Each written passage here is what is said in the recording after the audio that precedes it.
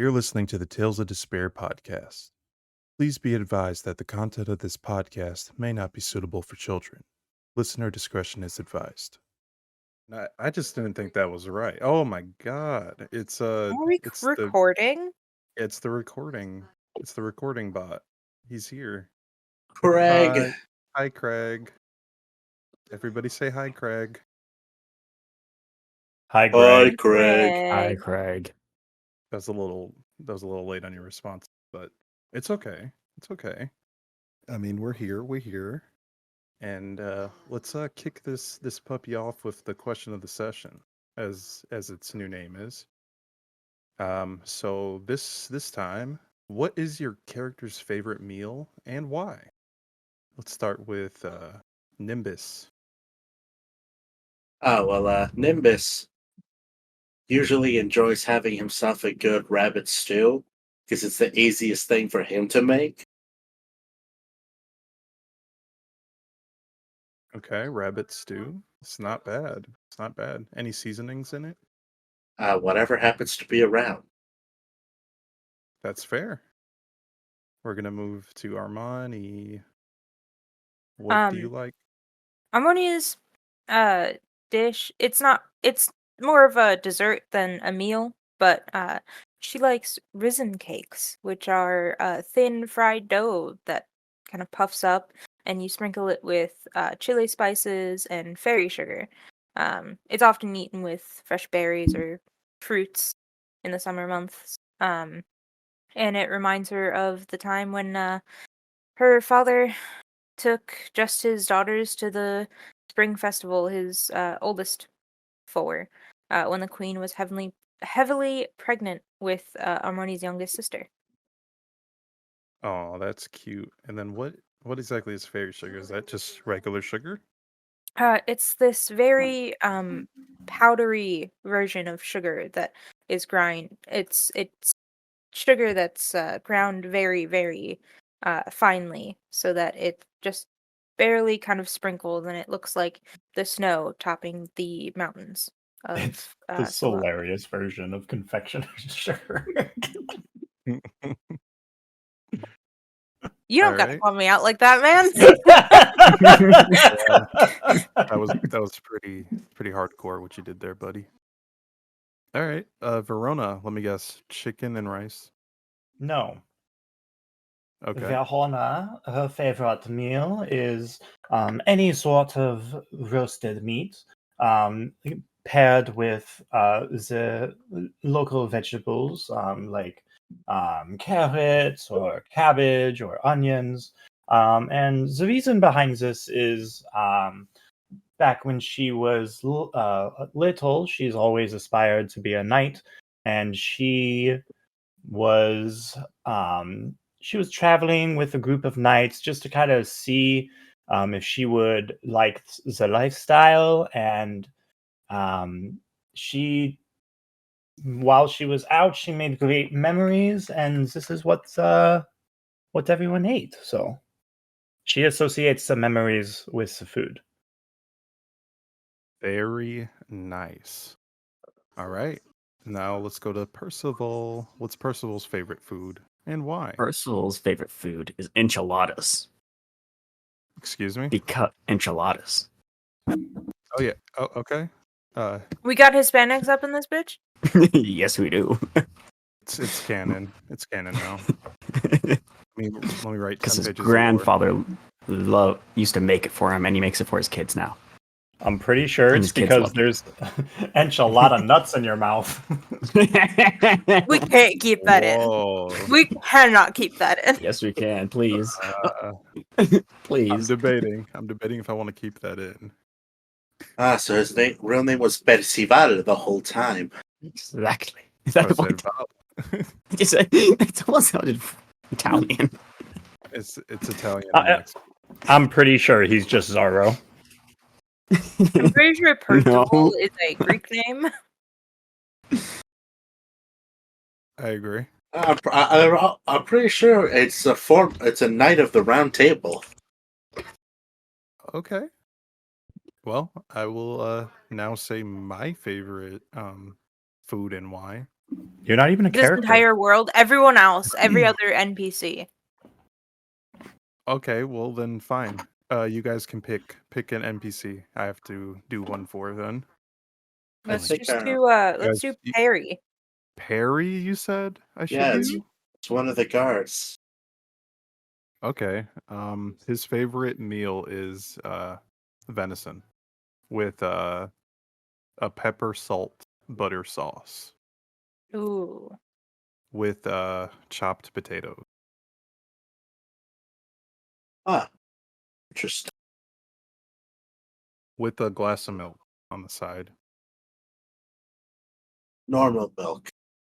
Chocolate milk. We have Wow, chocolate milk in this culture. world? Hell yeah. They We got chocolate here. they take the cocoa and they like just squeeze it into a jar. And then they like let it ferment for 6 months. And then they put some sugar on it and mix it in a bowl to make that chocolatey syrupy goodness. I know you're making it up, but I'm pretty sure that's how chocolate is made. Like you have to let it 100%. ferment. They have to ferment it. And it looks really disgusting if I'm being honest. Like coming out of the, I guess it's a plant? Cocoa is a plant? Yeah, coming out of the plant, it looks really disgusting. I want to see it now. Well, that's Perry down. I guess I'm gonna list off the next 20 NPCs. Starting with Maeve.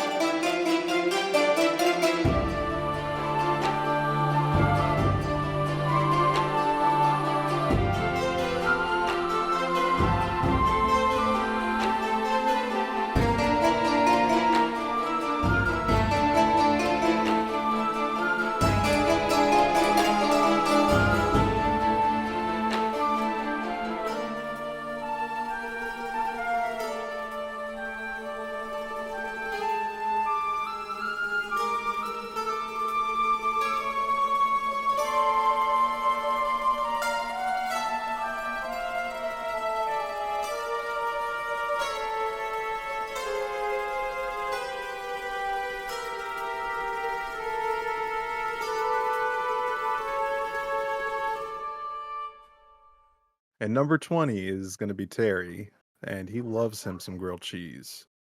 But the cheese has to be aged cheddar. It has to be aged in a cupboard for 10 years. He's special that way. Oh, shit. We're back. All right. I think it's time for the recap. Are y'all ready for the recap? All right. I love the enthusiasm. No. Oh, you're asking us. Oh. We're not professionals here. 100% not.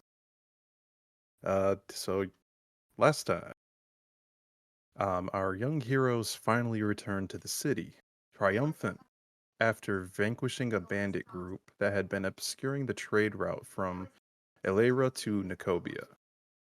They are greeted with a whirlwind of emotions and chaos upon their arrival.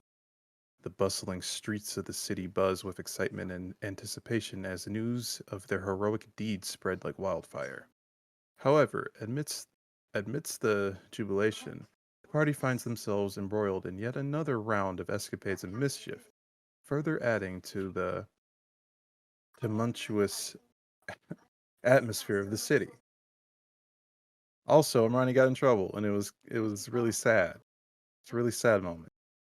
She was basically told by the king that she had to stay at the castle inside, locked, until the end of the Aeon Rite, which was 3 days from the time she got grounded.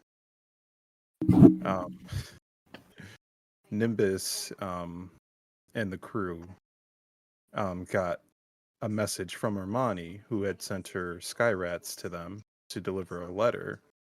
Verona viciously stomped on one of the rats and didn't kill him, luckily. But they got the message. The message was saying that Armani is locked away for 3 days, and she can't get out unless something major happens. Nimbus was questioning what that meant, and he wrote Armani a letter and sent a dove to Armani, asking basically, what does that mean, etc. Upon doing that, Nimbus took it upon himself to get out of the inn that they were staying in and try to make his way back to the castle with the rats. But he was stopped by 2 of the guards who, as we're all aware of, do not allow goblins to roam freely around the city without an escort. So Nimbus got into a bit of a fight with the guards and managed to escape unscathed. Made his way back to the inn and decided that he was going to make a disguise so that he could get around more easily. So that happened. The rats did make it back to the castle and kind of let Armani know what happened with her friends. After that, all sides of the party decided to rest for the night. And then we are fast forwarding the remaining time to the day of the Eon Rite. And that's where we are going to start. So we are probably like half an hour from the start of the Eon Rite, which is supposed to be held in the castle courtyard. What would you guys like to do to get ready? Is Nemesis makeup on correctly? Yes. And it isn't smudged because you slept on the floor.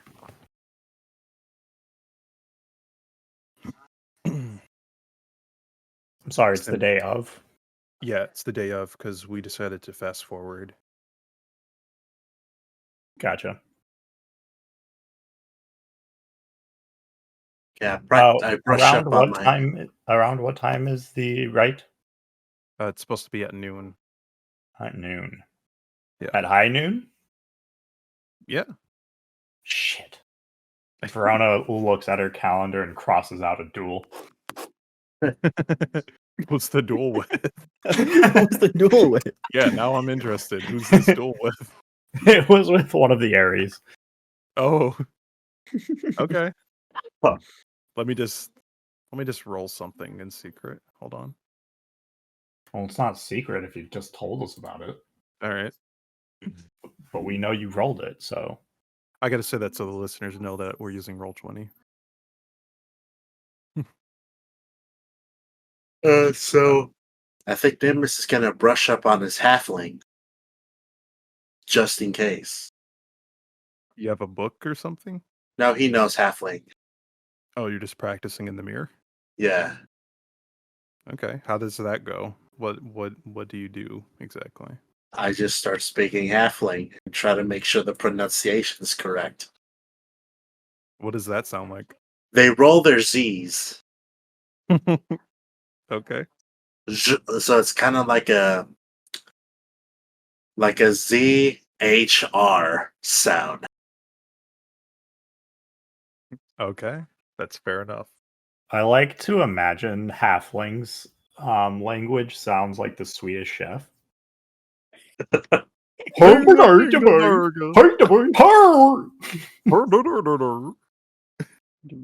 Said that was some very good halfling. God, was it a merp or was it a morp? God, I keep forgetting. Meeple morp. Morp. So, as Nimbus is practicing his halfling language, and you're inside the tavern still, right? Yeah. You hear like a thunk on the window. Am I alone? Depends. Is everybody still in the tavern, or are they doing their own things? Oh, I'm probably trying to pack up. I'm in the tavern. Okay. Like the yeah. downstairs, or you're in the room? I'm downstairs arm wrestling people. I'm Okay. in the room packing up. So yeah, Percival, you would hear the thunk on the window too.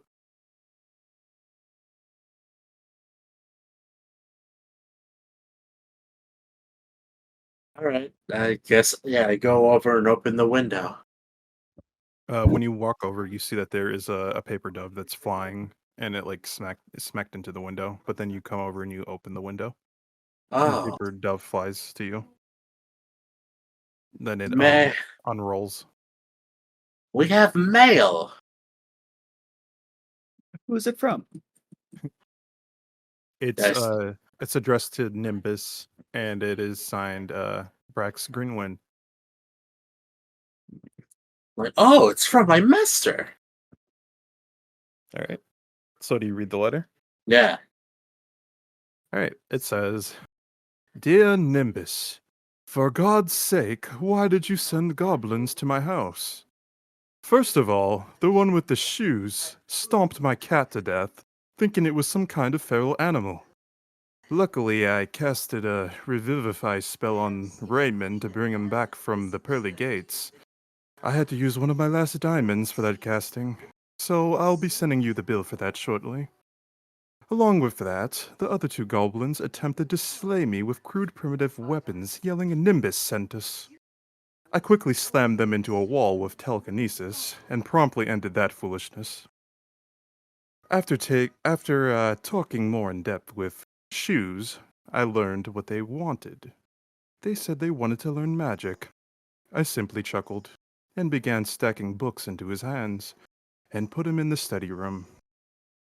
2 days later, the other two they awoken from their coma, so I put them in the correct path as well. Anyways, I received your letter the other day, but have been busy dealing with the new guests you have sent me. Otherwise, you would have gotten this letter sooner. And to be honest, they may be more troublesome than you first were when I found you on my travels in the Stone Peak Mountains. You were brimming with intellect, and looked as if you were being limited in your surroundings. So, I decided to bring you back to the city as my disciple. But let me get back to what I was talking about before I get sidetracked with nostalgia. Your friends, I am slowly but surely teaching them magic. It is a strenuous effort, but I'm sure by the end of the year, they could possibly have enough magic teaching to at least cast a simple spark spell. But that's being generous. The one with the shoes on, who must remind me constantly that his name is also Shoes, seems to be a fast learner, and I see much promise within him, similar to your dedication when you were just a fledgling apprentice. I can't really say that much for the other two, but with enough practice, I'm sure they'll come around as well. I hope you are doing well out there on your own, but remember that true power and mastery comes not only from oneself, but also from one's friends as well. Keep growing stronger and make me proud. And always remember, I'll be here for you when you need a helping hand to guide you in the right direction. In this letter, I shall include a gift for you. I found this special magic on my travels recently. They are called words of power. Once uttered or written down, they are erased from recollection. Upon writing this letter, they have escaped my memory, but I would like to pass them to you. Once learned, they will be with you until they are uttered. You see that there are three strange words in the letter. So the first one is called Eshik, the second one is called Emrel, and the third one is called Zakita. And then he says, I also leave to you a spellbook that I took off a wizard who attempted an assassination upon me. I won because I cast an air bubble around his head until he suffocated. And you see a little small spellbook that's kind of torn up. Can I get the words again? It was a shake. Yes, it was Ashik, Emrel, and Zakita. Rel. Tita. And I can spell those for you. Yep. So, yep, you have those power words. And next to them, it says what they do as well. A sheik will create an explosive fireball. Emrel will create a powerful gust of wind that's powerful enough to topple a tree. And Zakita will call forth a powerful bolt of lightning.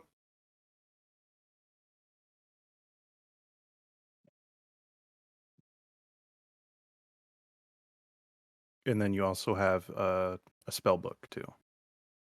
All right, then. I'll study this later.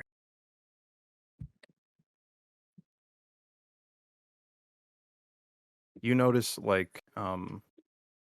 that when you unrolled the dove, there wasn't a book, but then it appeared like some kind of sorcery. Because it would have been too heavy to carry in a paper dove.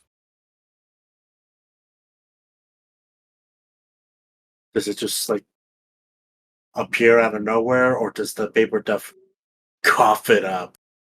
Yeah, it just kind of apparates in your hands. All right, then. Just like a few seconds after you're reading. Well, it seems I received a bit of a gift from my master. Oh, nice. What'd you get? I got a couple of what he calls words of power. I can only use them once. Afterwards, they disappear from my memory. And a spellbook from a rival spellcaster. Interesting. Did we receive a letter from Armani? I don't remember.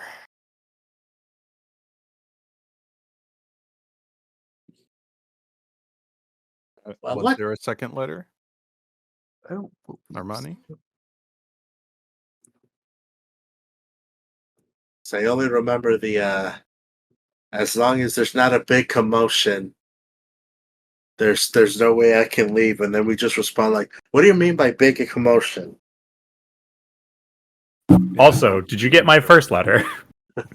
No. Then we were that the second letter was when we were saying like, hey, we kind of beat up your mouse. Verona, sorry about that. Oh no. It was a Verona. Verona, sorry that he sent you weeds instead of flowers. Oh yeah. That's And true. then we asked, by the way, did you get the first letter, which was about the big commotion? Fair enough. It'd be funny if when your master sent you the power words that he couldn't fit them on the first page, so he sent 2 letters, but the second letter got to you first with just the words on it, and you say them and cause an explosion. And the second letter comes. Don't say these out loud.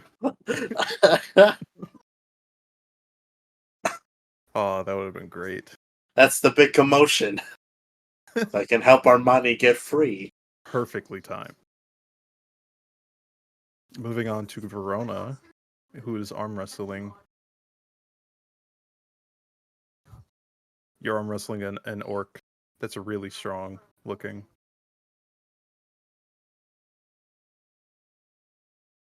Damn, you strong. Where you learn to be strong? I trained throughout all of my years. For this very day, for this battle. Okay. Roll a strength check. See if he can like pin his arm. I'm good at these.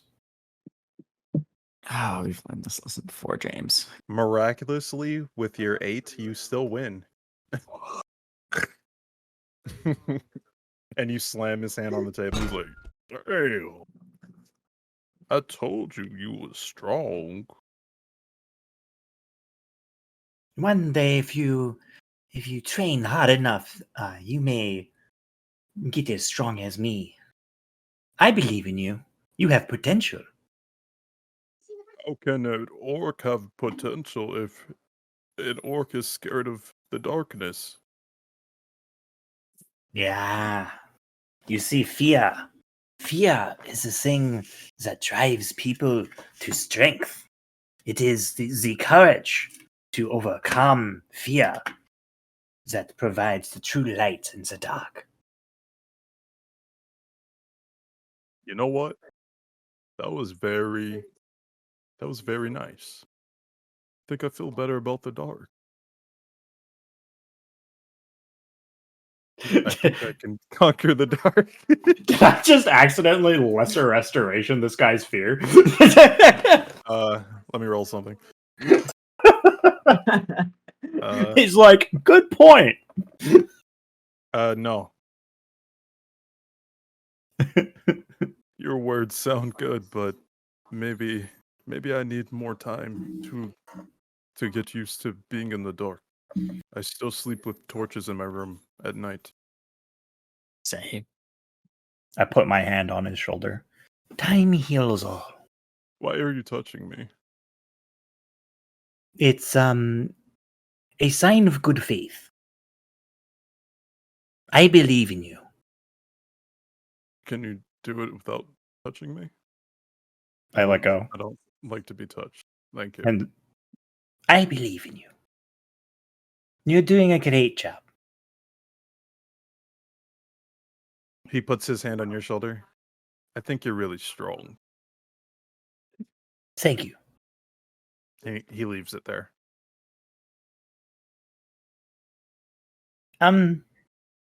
This is usually the point after I thank you, you let go.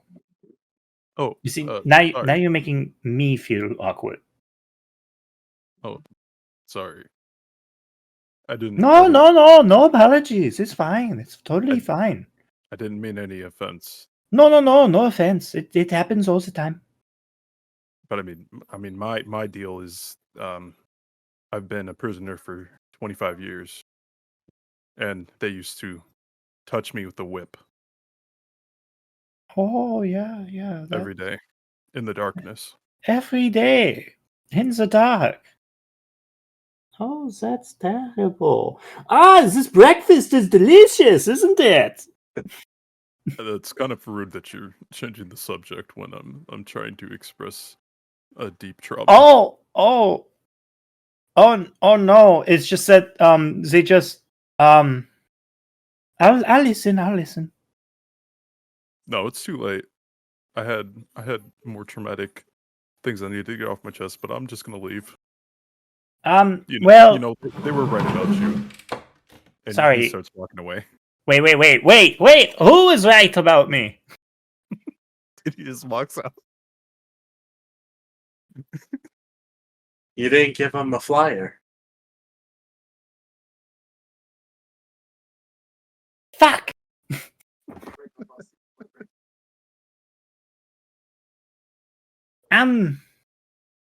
Why does this keep happening to me? Why can't I meet someone normal? That is hilarious.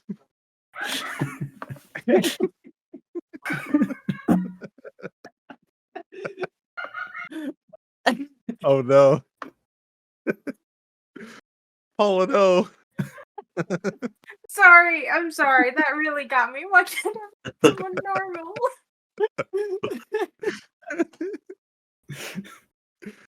Oh no. So going to Percival now. Your clothes are packed up. We have fun here, I swear. No. I'm probably just gonna meditate. That's Okay. it. Just find your happy place. Yeah. All right. That's good. Armani, what are you doing? I think we discussed it last session, the end of last session. You were like getting gussied up and stuff. Yeah, having my attendants get me all gussied up and whatnot. All right. Squeakles. Where would Squeakles and Cheesy be? Oh man. Said playing with the cat. Do I have room for them to hide in my clothing? Sure. Depends Great. on where you want to put them, though. I think that if like I have like some extra you know what? I'm a princess. I can demand that there be pockets in my clothing. I'm gonna put them in my pockets. Pockets on a dress? That's unheard of. Never. You're a real fashion starter, aren't She's you? a witch. She's a witch. Burn her. Yeah, no problem. Your seamstresses, they can definitely put a pocket on your outfit. Great, What great, kind great. of outfit are you wearing? Is it a dress, you said? Yeah, yeah. I think for formal events, it's definitely a uh longer dress with, you know, a train on it. And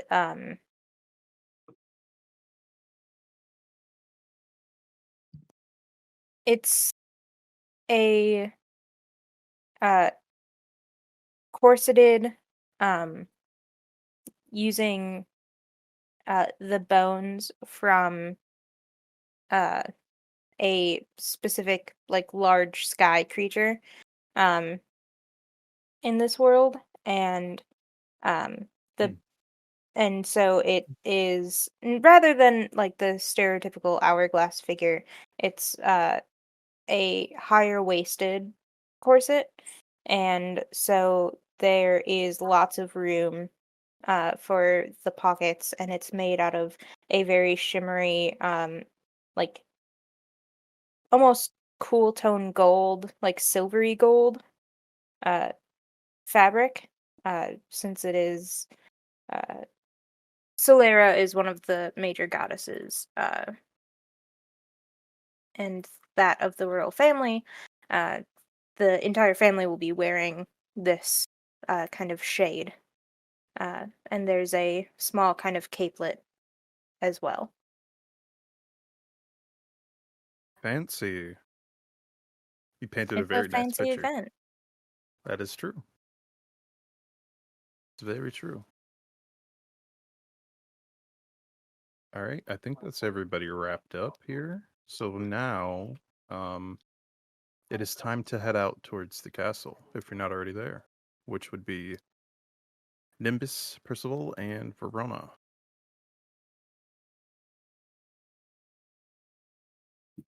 Rhoda, So, how's your arm wrestling going? Oh, it went. Have you tried the food?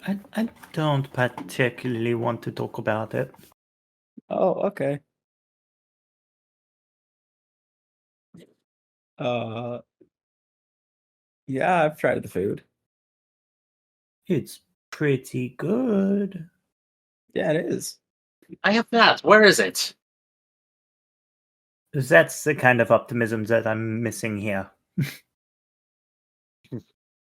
I put my hand on his shoulder. Thank you. That just had that confused look, like Why is this guy touching me? I'm still hungry, and no one's pointed out the food. I point out the food. you see bacon and eggs. That you just see me do the peace symbol and fade away, and fade into right next to the food. Like a supercharged giant magnet, you just fly into the food. Percival, I have a question for you. Oh, here we Yes. go.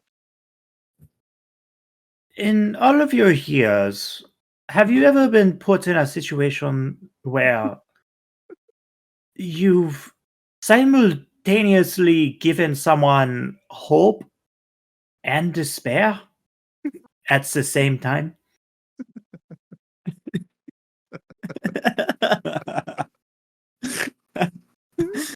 uh, um, I, I suppose yes. Yeah, How did I that guess I make you have. feel in that situation? I kind of felt bad for them because all I was trying to do was to help, but I guess they didn't really see it that way.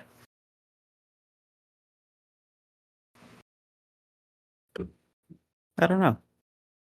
I like that. That makes. I think that helps explain the things that I'm feeling.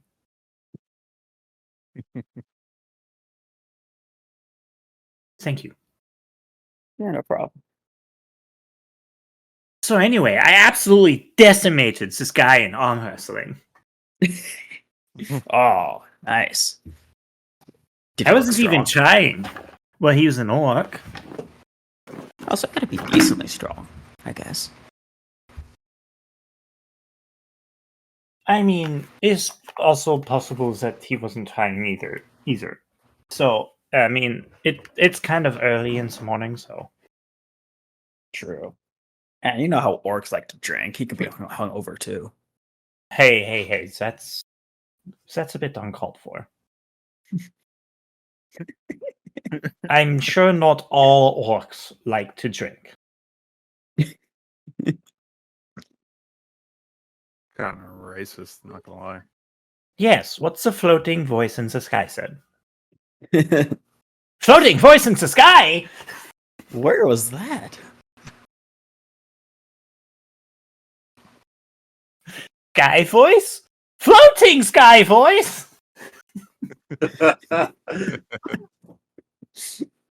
You think you're crazy.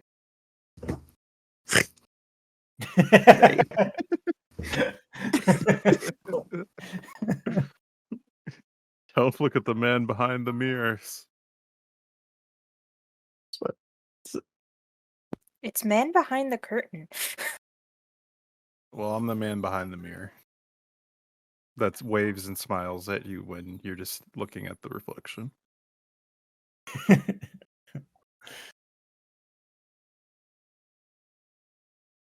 I catch back up with Nimbus. You come up and you see Nimbus is holding a book. I don't quite recognize you carrying around books.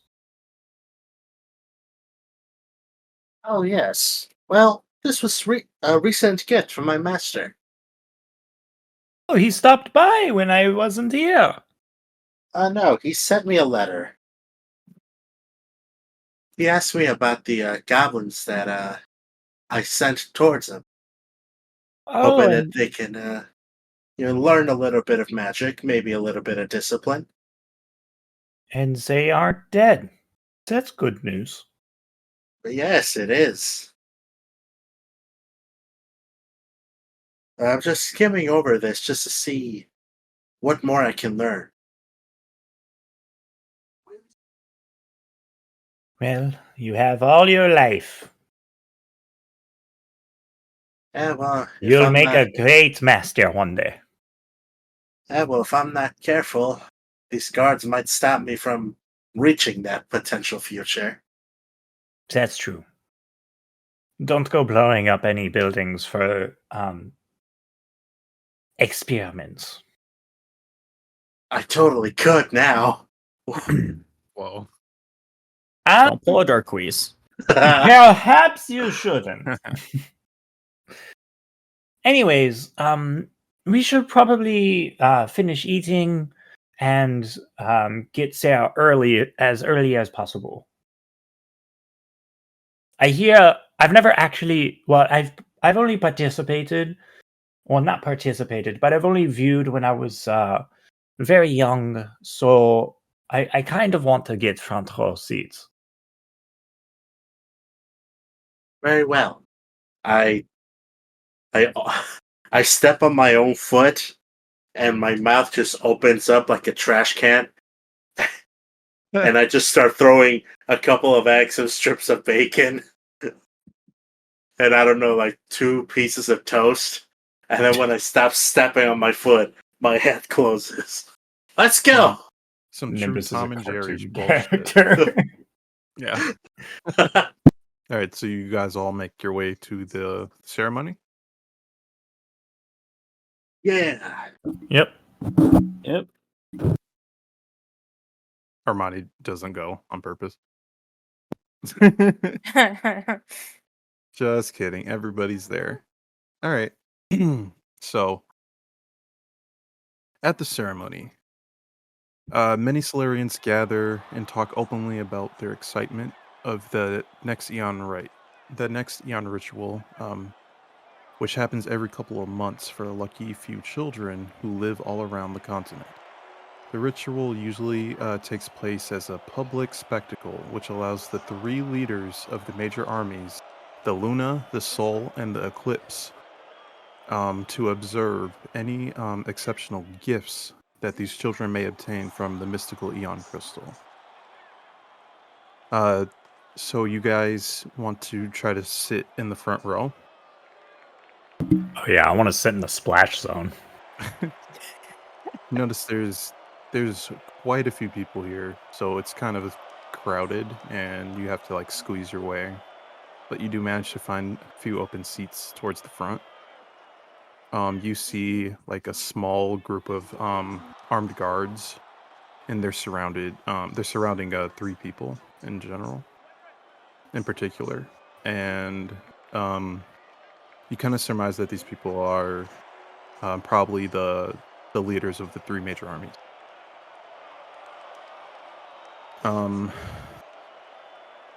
The first one that you notice is a beautiful elven woman.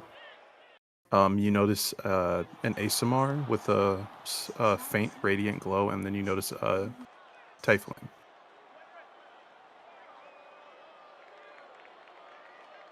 And they are getting ready to find their seats in the front. Not the ones you guys are sitting in, but more towards the middle. Gotcha. So are you guys focusing on them, or are you doing anything else so as you're getting your seats? I honestly, my wisdom's a 7. I probably don't even notice them. Okay. I probably see them and I'm just like, oh, that's a merry lot, and then I keep looking. All right. So for those who are paying attention to these people, you see one of the private guards for them pulls a seat up for the woman, the elven woman, and he says, "Here you are, Luna. Here's a seat for you." And then she says, thank you, Haves. You may sit beside me." She gives a small gesture towards the seat next to her, and he takes the seat. You see the tiefling take a seat next to Luna. You see that he has like shadowy robes on that kind of move on their own, and he has many scars on his body. He takes the seat next to Luna. They both give a friendly nod towards each other. Lastly, you see the ASMR man with the radiant glow. He takes a seat next to the tiefling. As they're sitting down for a couple of seconds, the tiefling says, "I can't wait to see what the Eon holds for these young warriors." And then Luna responds, "We shall see." And then you hear the ASMR say, "I'm surprised they allow demons into the kingdom." Upon hearing this, the tiefling slowly turns his head towards him, and then he raises his middle finger up at him slowly. "Fuck you, brother. That's why Mother always loved me best." The ASMR has the shocked look on his face. "Mother was a demon, and so are you," he shouts while pointing his finger at him. Now, boys, settle down. You can kill each other after the ceremony," Luna chimes in. They both look at Luna, and they sit back down. And then you hear the ASMR say, "Father loved me best, anyways." I bet. As the crowd begins to erupt with excitement as the selected children line up near the stage in the courtyard of the castle, King Antony is seen walking alongside them and greeting them as he makes his way to the stage. The king opens a satchel that's hooked to his robe and pulls out a small turquoise crystal from the pouch. The pouch glows with a faint light, and he closes his eyes for a few moments. The crowd seems to grow quiet quickly in anticipation of the king's speech. After a few short moments, the king opens his eyes, and the crystal he was holding begins to glow more intensely. He opens his mouth and begins to speak, his voice seeming to be louder and far-reaching thanks to the magical properties of the crystal. Welcome one and all to this year's Eon Rituals. We are brought here today to usher in a new group of young warriors.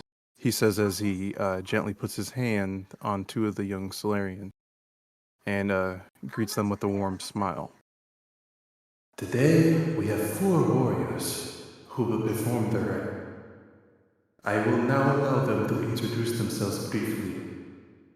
He removes his hands from the two Solarian children's shoulders, and they both smile greatly at their king. A small boy steps forward onto the platform where the giant Eon crystal is hovering. My name is Isaac Florence, and today I hope to become just as strong as my older brother. I want to protect those who I consider to be my friends and family, he says, almost becoming overwhelmed, being the center of the spotlight. Very well done, Isaac. The king ushers him closer to the crystal. The next part will require you to speak with the Eon crystal. It can talk? The king smiles and nods, reassuring the boy. This is a conversation only you can hear. Don't be afraid, young Isaac. The king helps Isaac place his palm on the crystal. After Isaac makes contact with the stone, there's a faint energy spark that shoots off the crystal. The crowd cheers as they await to see what kind of ability Isaac could have possibly just inherited. Isaac, stunned from the process, takes 3 steps back before snapping back into reality. I think I understand what my power is now. He smiles widely as he begins to channel a mysterious energy from within his body. He then claps his hands together, and while they are still touching, he slowly pulls them apart, revealing a beautiful gem in between his hands. Upon creating the gem, Isaac's legs begin to buckle, and he starts to collapse. But the king, being mindful of previous rituals, is quick enough to prevent him from falling onto the floor. It'll be okay, young one. You did a very good job here today. I think in the future, you will make your brother and your family proud. Work hard and train your newfound power, and maybe one day you can protect those who you cherish deeply. The king gently pats Isaac on the shoulder, showing his support. I think after Isaac is granted his power, I think Verona kind of like looks away in like sadness because she sees a lot of herself in Isaac and her motivation and feels very unworthy because she wasn't chosen. That makes sense. So 2 more children perform the ritual and are both granted new ability. The crowd's excitement doesn't seem to die down throughout the entire process. Now all that remains is the last child, who will attempt the ritual. Hello, everyone, she says in a shaky voice. I will do my best. I want to make my family proud, she says with a bit more confidence. The crowd erupts in applause and cheers, but quickly settles as the king approaches the young girl. Please give your name to the wonderful Solarian so we may start the ritual. He gently places his hand on her shoulder. My name is Jenna Alter, she replies. I believe in you, Jenna. Let us continue with the ceremony, He says with a genuine smile. The king then ushers the small girl towards the Eon crystal. Don't be shy. I'm sure you'll do great. He reassures her with a warm smile. She slowly but steadily approaches the crystal and places her palm upon the soft, warm glow of the crystal. The crowd silences themselves for a moment so she can concentrate on the crystal's energy. A few moments pass, but no noticeable changes occur.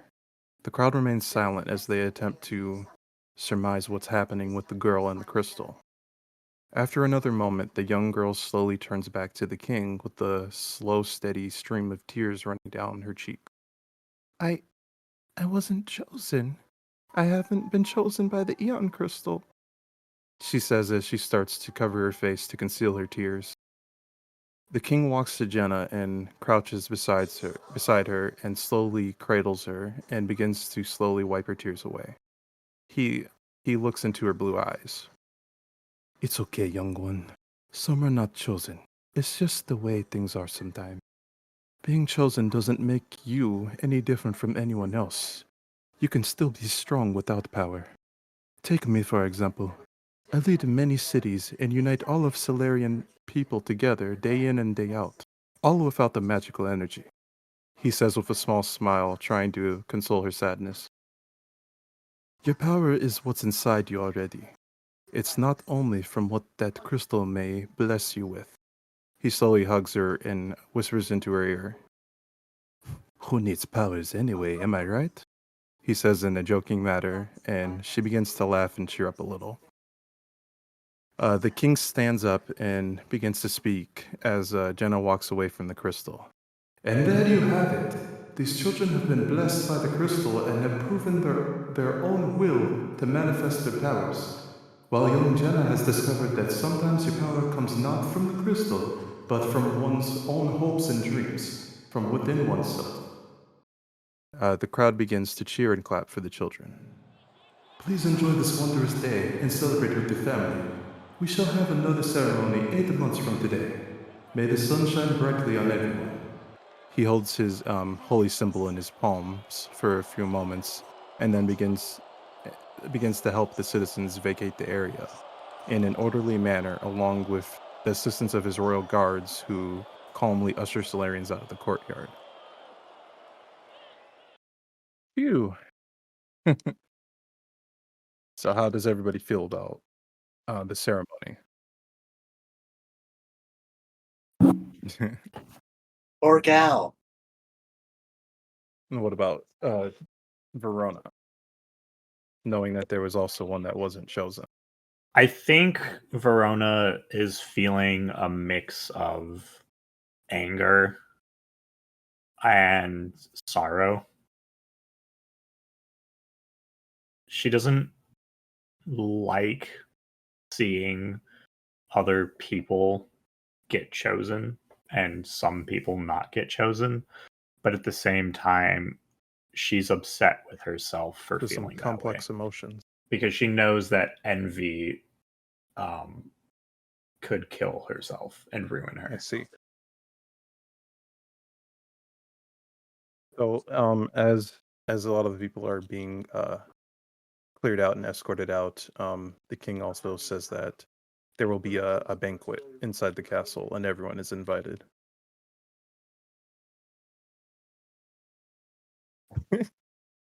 Now he's speaking my language. And you do, Armani, you do see your friends.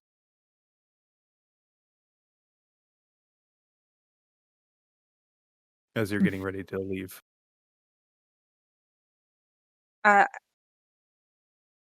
think I like make a little nod to them. And the attendant, so last session I had said I gave an attendant like all of my stuff just in case I had to make a run for it at the Aeon ceremony. And I kind of like nod to her to have me have her follow me Okay, she as follows you. I go up to them.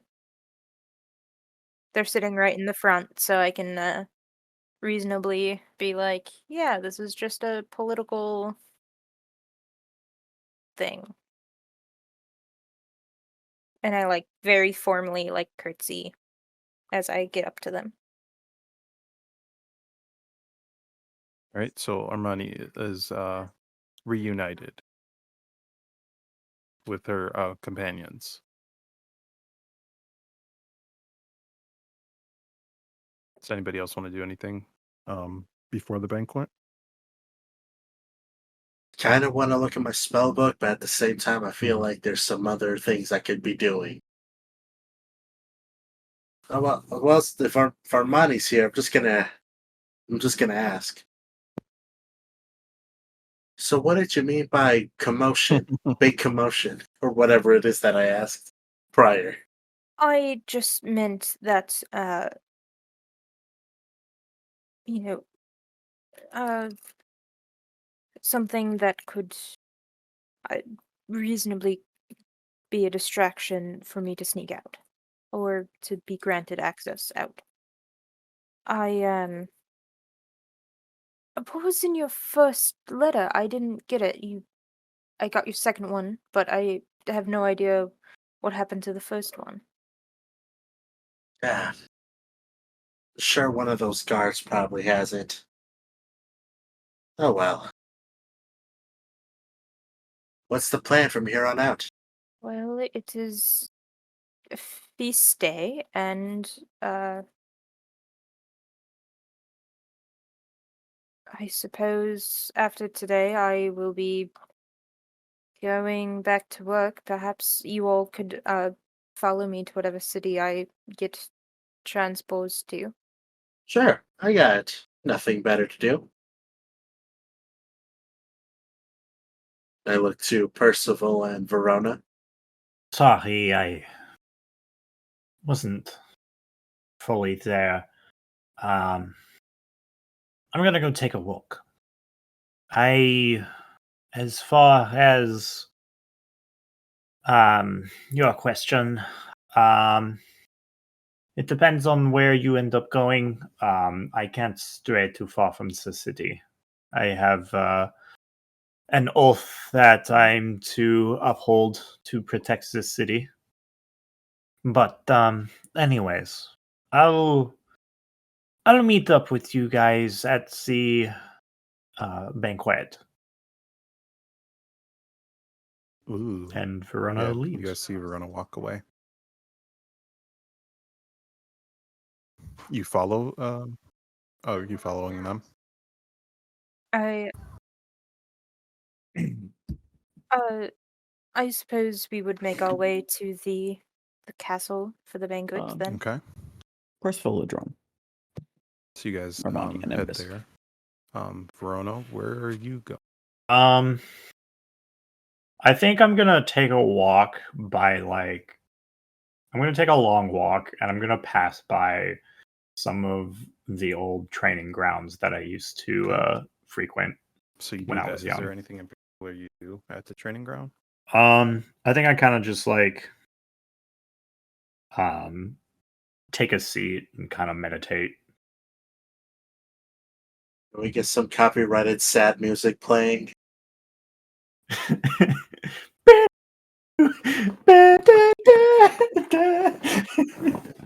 All around me are familiar faces.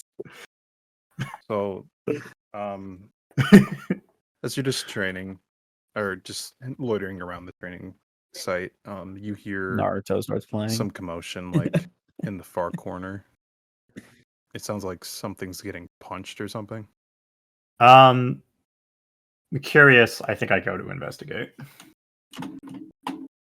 You go over and you see an older man just like punching like a training dummy, essentially.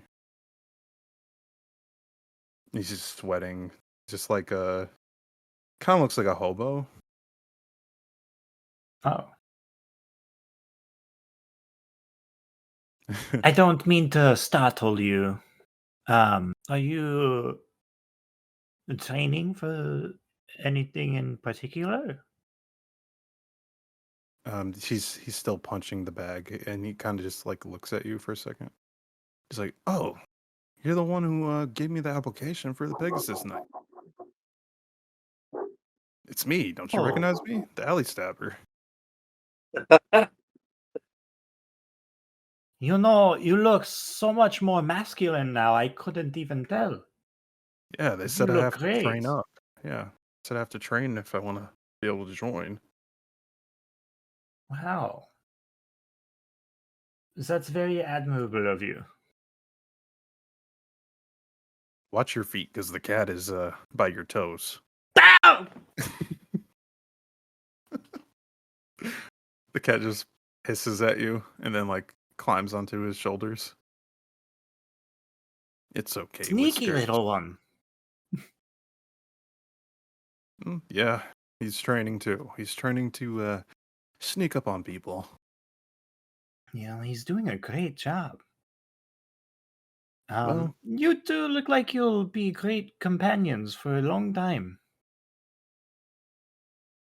It's something like that. I think cats only live for like 2 years or something like that. I wouldn't say 2 years. Maybe like 1. They can live up to about 9 years. Maybe Jeez. by 9, I mean 18.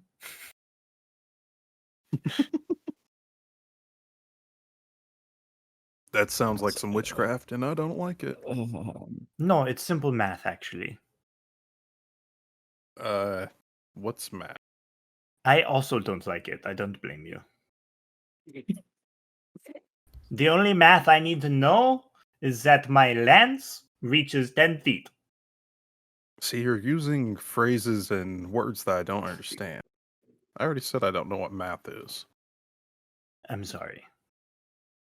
I think that something that you will know is that through your hard work, you will be rewarded greatly. And I will stop bothering you now. I wish you the best. I mean, you don't have to leave. You could stay and listen to my traumatic backstory. I could, but I feel that I should return.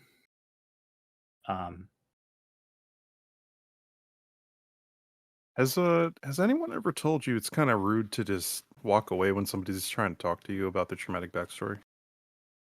Oh, no.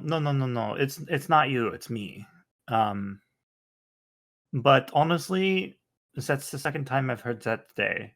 It might be a problem. I'll listen. I'll stay and listen. So 2 hours pass. Fuck. And he's at this point he's crying. He's like, and then my father used to throw bricks at me and say, "Hey, catch you, idiot!" And I would turn around every time. At And this get point, hit I start upside the head. crying. At this Yeah. point, I start crying. Oh, that's terrible. Why would he throw such a prick at your head?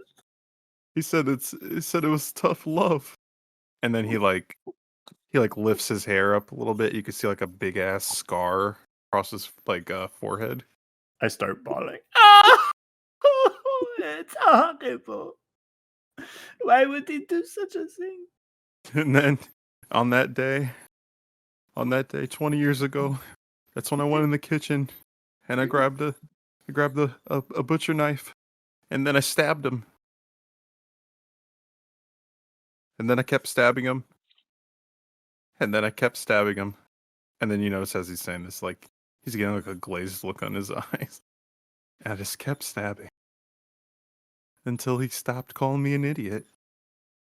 And then he stopped talking. His last words were, "You idiot." Just every stab is like, you idiot, you idiot, you idiot. I think that is very traumatic. I'm sorry that happened to you. I hope that through your training, you will be able to find a greater strength within yourself. That was the day I became the alley stabber. Because I stabbed him in the alley. Well, mark this day as the day that you are no longer the alley stabber, but instead you are a friend. And I reach out my arm to him. What is that? Comrade? Wasn't he in the kitchen? No, what are you doing with your hand? Oh, you see, this is a sign of compassion. We shake our arms. He reaches out and grabs your forearm and starts shaking. Yep, I do the same. Am I doing it right? You're doing it perfectly. Good job. Okay. Well, thanks for listening to my tragic backstory.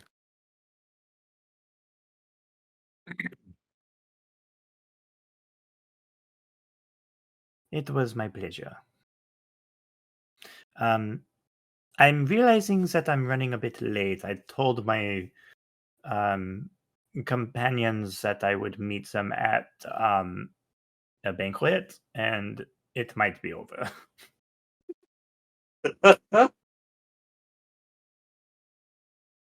We cut to the banquet. Where the fuck is Verona? And tonight's guest of honor, Verona. There's no way it's over because there's probably going to be dancing as well. Oh yeah, there's dancing. There's people are talking. There's food. There's alcohol. Real talk, I'd probably leave after the food. I know for a fact that Nimbus did. It's So- like, okay, got my drink, got my food, and now there's all these people moving in sync. Is anybody doing Yeah. anything in particular at the banquet?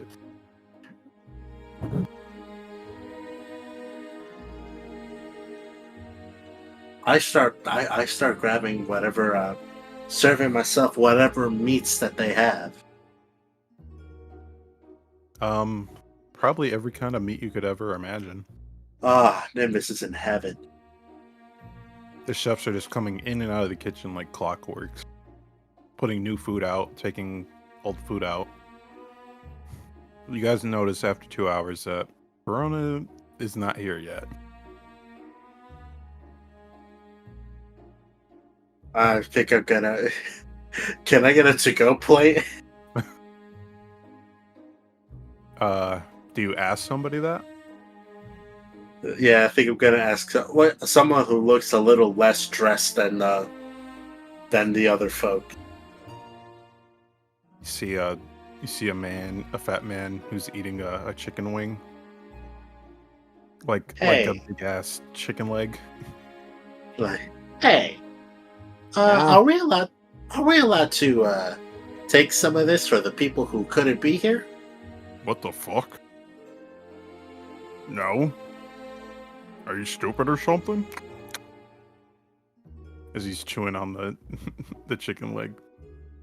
Like, okay, I'm gonna go through every single possible scenario. Let's see. I say no. He might ask me to prove it. If I say yes, he might get angry with me for being stupid. So, feign ignorance? Yes, this is my first banquet. Here. Oh. Well, thanks for the information, kind sir. And just walk away before things get terrible. He continues eating his chicken leg. I go find Percival. Is he dancing? Getting down on the dance floor? Boogie, woogie, woogie. Yes, he is. Of course he's dancing. You gonna pull out those dad moves. These are for sure gotta be courtly dances, right? It depends on what Percival wants to do. Percival's out here doing the floss. Well, I was gonna say he was doing the Snoop Dogg. Yeah, he's doing Is this what's hip? he's doing the Cabbage Patch. I'm just gonna be like, Percival, I'm gonna go look for Verona. Oh, okay. Do you want me to join? If you'd like. But someone should probably tell Armani where we're going. Where is our money? After after dinner, Armoni is definitely her dance card is always full, and plenty of people are trying to dance with her. You see like a emo looking boy come up to you. Hey, you ready to dance or what?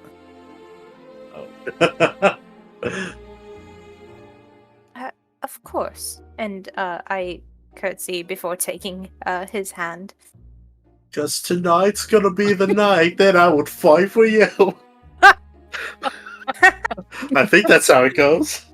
You're getting this inspiration point. Hero point. Hero point. That's what they're called. Oh, that was funny. Oh. And he's like, my name is Jeremy, and I'm from Scarlet City. Pleasure to meet you, Jeremy. What's your name?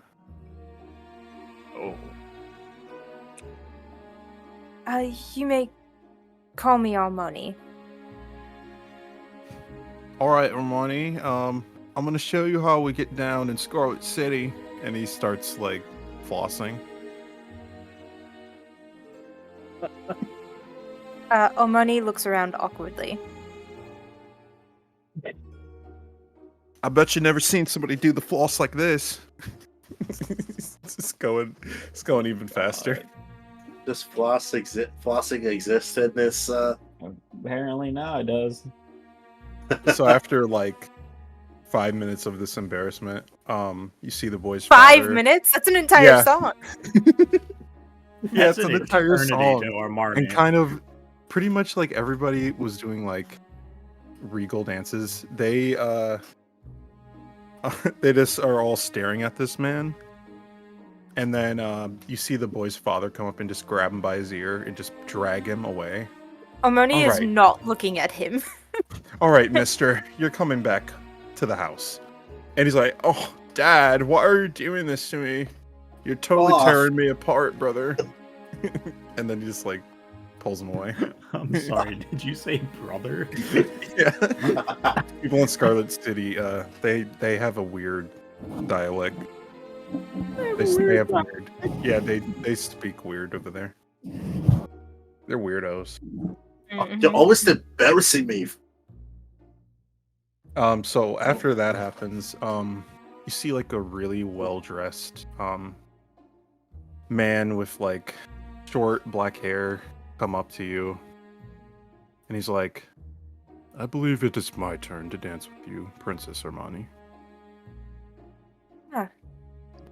And Thank you. I was gonna say, can we try to get her attention from a distance? Yeah. You Just hand signals like Oh, I have such a good idea. we're gotta skedaddle. I start dancing. I take this gentleman's hand and I start dancing with him. you realize that this is A-list Belthador that you're dancing with. Oh no. And he's That like was my- he's very professional about the dance too. Sir Alice, a pleasure meeting you. Pleasure meeting you as well. I hope tonight is going well for you. It is. It's always wonderful to see new members of the country being gifted by the Aeon Stone. I agree. I believe that they may become powerful warriors one day. Indeed. So as you guys are having this little chat, you see Nimbus and Percival in the background just waving their arms and trying to get your attention. And I, real quick, Darkreus, can I do something? What would you Oh, Can I- no. Can I turn into Verona? Huh? With a Can disguise? I turn into Verona? I just Oh, spit Oh out. no! Can I just- turn into Oh. Verona? I just spit out my drink, dude. You channel your powers and I channel you my morph powers into Verona. Very like Part of me wishes that in order to like mimic the appearance of someone in D&D, it sends like a request notification like, hey, someone wants to know your location. no. Or, It says, someone- was this you who logged in at the castle? Yeah, exactly. We're just playing Sword Art Online. So you morph into Verona, but you are taller than Verona. So you're the height of Percival, but the body of Verona. I'm sorry. How tall is Percival? I'm 6 foot. Okay, that's great. I'm also 6 foot. Yes. He's 6 Going foot and perfectly. He's 6 foot Nope. 1 inch. Go fuck yourself, Darkweez. He ain't taller. Ha Oh, Yeah, you I'll- kids keep me on my toes. Yeah, You see- I'm going to do a very over dramatic like wave to Armani.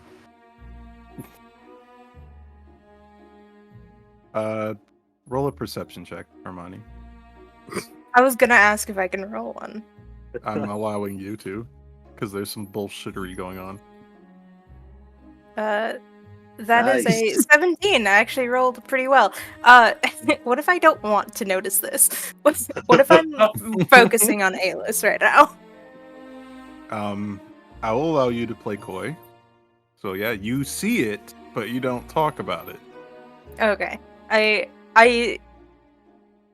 think I try to make it clear that I see him trying to get my attention, but I am focusing on Alis right now. Him? Excuse me, it's a her. Sorry, Verona. It's a Focus he, on she. her. So, as you're focusing on Alis, he's like, So, princess, have you gotten any suitors lately?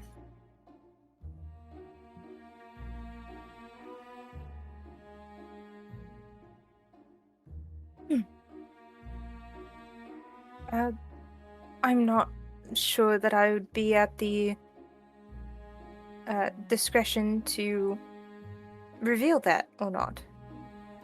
You would be aware that the royal family would want to stamp down on rumors. Of course. I do apologize for my forwardness. He says with like I a can say small that there smile. have not been any offers made to my father yet.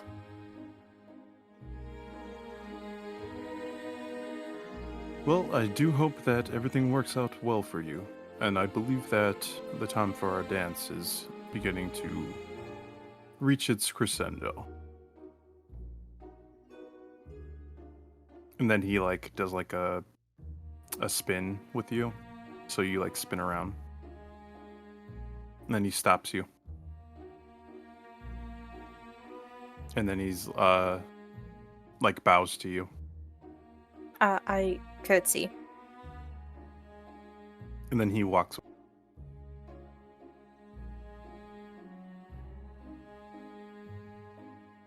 I think I from there will go over to Nimbus and Verona. And So fun fact, you don't see Verona anymore. You just I see didn't Percival. oh no! You just see this weird animorph back into Percival. It doesn't last that long. Oh no! It's like the I look around and I Omnitrix of say, Ben 10. "Oh, where did Verona go?" Well, actually, how long did that dance last? Yeah, because I was gonna probably say like we could probably just be gone. they're probably like 5 minutes apiece. At A lot what of point people. did you notice me into the dance, Verona? Like, right when they started dancing? It's very I would important. say yeah. Alright, then yes, it is just Percival. Because my imposter lasts only 4 minutes. Oof. I go up and I say, "Oh, where did Verona go? I was just dancing with her brother." Ah. We don't know. We're gonna go find her. Actually, Yeah, we don't. I don't know. Oh, Yeah, well, I mean, did you see Verona? This fucking Yeah. guy. You have the fucking nerve. yeah, she waved at me from right next to Nimbus, actually where you're standing. I was waiting for a Verona meets Verona moment. Wait a minute.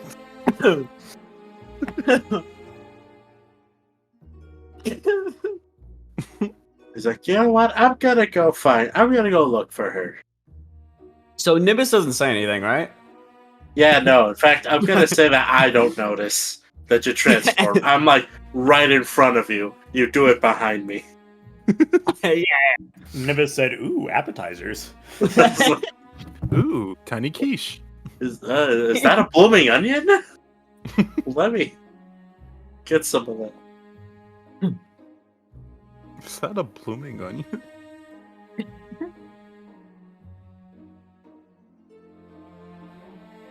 So Yeah, does man. Verona walk back in at this? The real Verona walk back in at this time?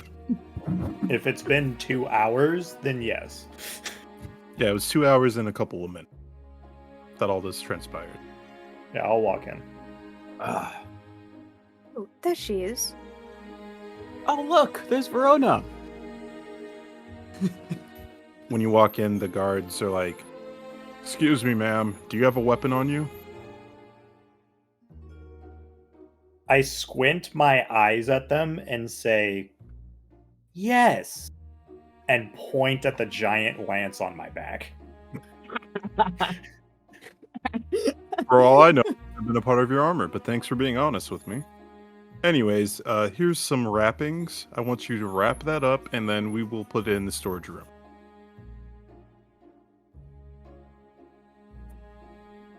Hands you the wrapping.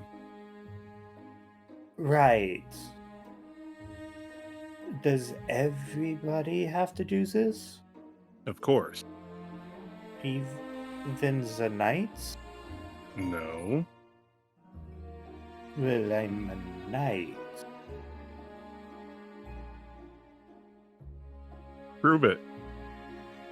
I point at my, like, insignia on my armor. He looks at it. Oh, you're a Pegasus Knight? Yes. I guess you can have the lance in here. Don't poke anybody's eyes out. Oh, of course not. I should have said the thing. Pegasus Knight? Those guys suck. I should have said it. But yeah, he's like, yeah, go on ahead. Don't hurt Hey. anybody. Of course not. Unless I need to. I doubt that there will be any ruckus going on this wonderful night. But Yeah. if there is, I'll make sure to contact you first. Yeah? I won't take matters into my own hands. Oh, thank goodness. You had me worried for a moment. Yes. I know that it is important to your duty. And I think I stay here for like 10 minutes talking about how I respect and honor just duty. But anyways, I'll be going inside. Thank you for all you do. Yeah. Okay, Verona built the door. You have a nice, evening. You as well. I walk in. You see Are a people dancing? festival. Yeah, people are dancing, people are eating food, people are drinking. I take the longest route I possibly can to avoid the dance floor and avoid eyesight of people.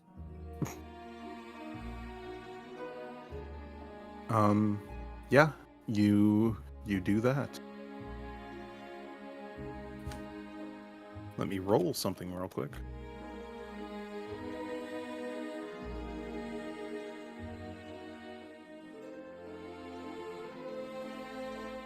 So yeah, you manage to avoid people's gazes. You do see your brother, though. He's not looking at you, though. I'll approach him. You see that he's talking to another woman.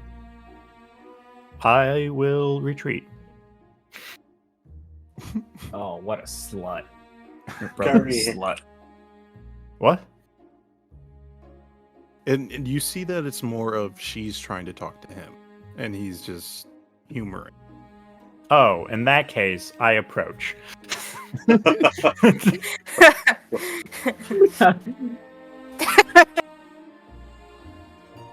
All right. As they're approaching, she's just talking about like,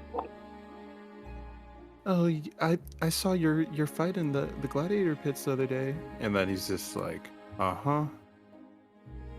yep, and it's just going in that direction.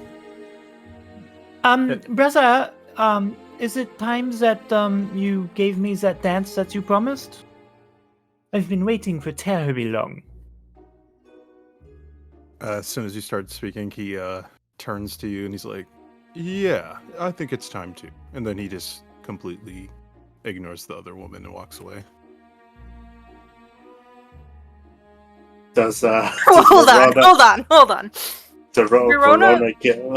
Fully wearing her armor and has her weapon with her. Mm-hmm. Her brother not. She's just like, yeah, let's dance. Yeah. Never know. It She's could be making so much noise right now. Yeah, it sounds terrible. Tink, tink, clink. I was about to say, is Verona gonna give that lady the bombastic side eye as they're walking away? Yeah, like as for sure, as soon. I give her the eyes of like, stay the fuck away. Yeah, she just kind of shrugs and walks away. As you're dancing with Alis, he looks you up and down. He's like, I see you're wearing your armor. Is there a particular reason? Well, it is my code of honor that forbids me from being out in public places, not armed in case of emergencies. I see that you're as popular as ever. I mean, I guess. I just came here for the festivities. I've seen like 5 other women eyeing you up on the way over. Really? Omoni is watching them from the sidelines. She declined her next dance. It was some hillbilly guy. Oh shucks! Why, if I got proof that I danced with a princess, my daddy might even love me again. I came all the way from Scarlet City, and the princess said no to me. Oh boy, they're gonna have a field day when I get back.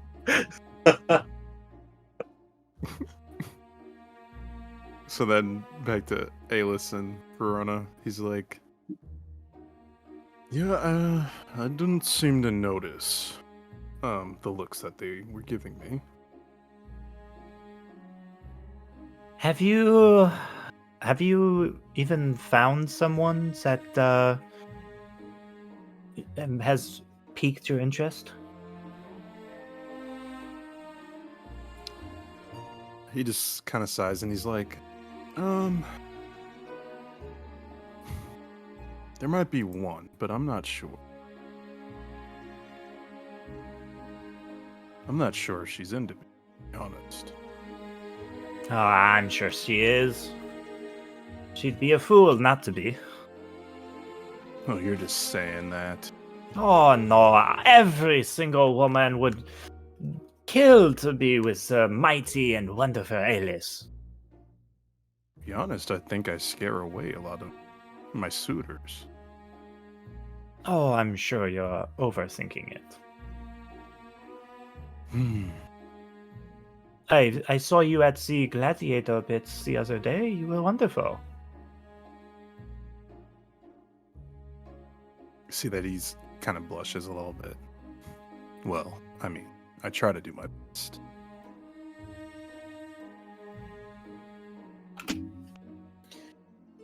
Well, you're always the best to me, brother. I suppose that this is the end of the song. It was nice seeing you again. We should catch up again.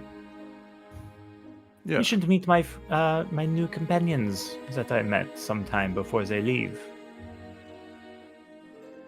I think I will. He And just I, pats you on your shoulder and walks away. in my head, I'm like, is this where I get this from? And I walk away. All right, Armani, you see Verona just standing by herself. We all go up to her. So we're all right next to each other.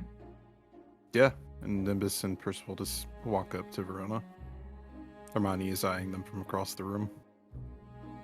Armani's eyes follow Alis. He walks near, like, the punch, and he starts pouring a cup. Ooh, I think I'll walk up and be like, yes, it's time for punch now. Oh. Is it? It's the first time I've ever heard that from someone not playing a monk.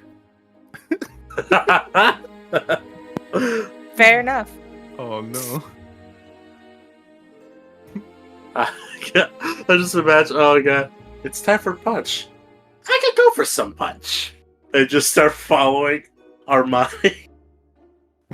Oh, she doesn't say that out loud. Okay. Sorry, to be clear, she does not say that out loud. You know what it says? He finishes, like, pouring his cup. A woman tries to approach, and then before she can even, like, say something, he, like, puts a hand to her face. Oh my god. And then she walks away, disappointed. I'm sorry, does he hit her? No, he doesn't hit her. He puts his hand up to, like, get her to, like, not say anything to him. Oh. And then she puts her head down and walks away. I feel like it's this kind of attitude. Yeah. Just like, so, papaya, huh? Like, yes, that's cool. But then, yeah, he finishes pouring his cup, and the lady, like, just walks away. In I disappointment. take his cup as he goes to drink it. Oh, sorry.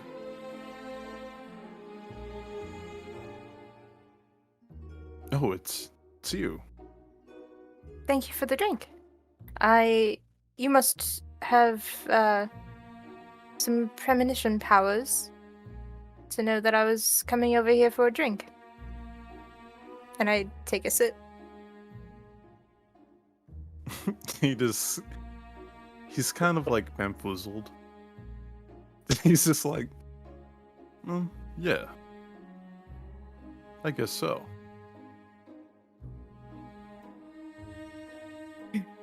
And then he gets another cup and starts to pour some more. And then another woman tries to walk up and he stops her too. And then she walks away. Gods, I cannot keep the women off. No, Mostly I don't see just, why you would want to. A lot of these women have, like, no substance. They're just... All they want to talk about is me in the gladiator pit. But I'm more than... I have more to offer. Well, like, what then? Well, my intellect, for one. My personality. You are part of the Pegasus Knights, no? Yeah.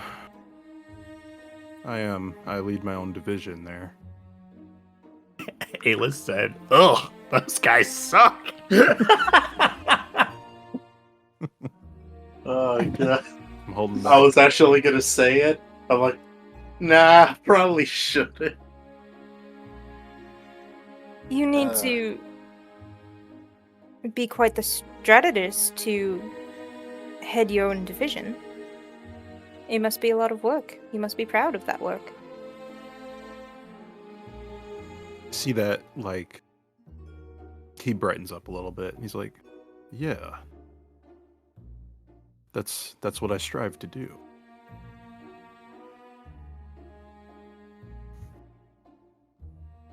So, is there any important happenings that you've gotten yourself involved with? I suppose just the day-to-day of a politician. Right now I am on a bit of a break, as it were, for the Eon Rite Aeon Crystal Rite, and I am waiting for my next assignment. I see. I once told Verona that maybe she should go into politics as well.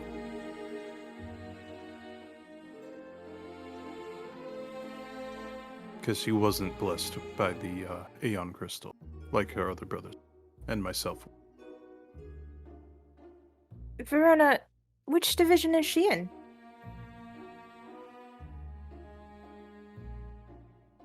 She's part of the Pegasus Knights as well. I do admit that I have met her. Yes. She's in one of the lower branches. Doesn't mean she's not important, though. Every soldier is important in the army.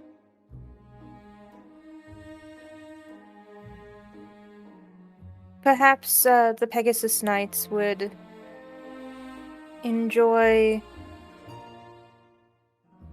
having a personal detail to the Crown Princess.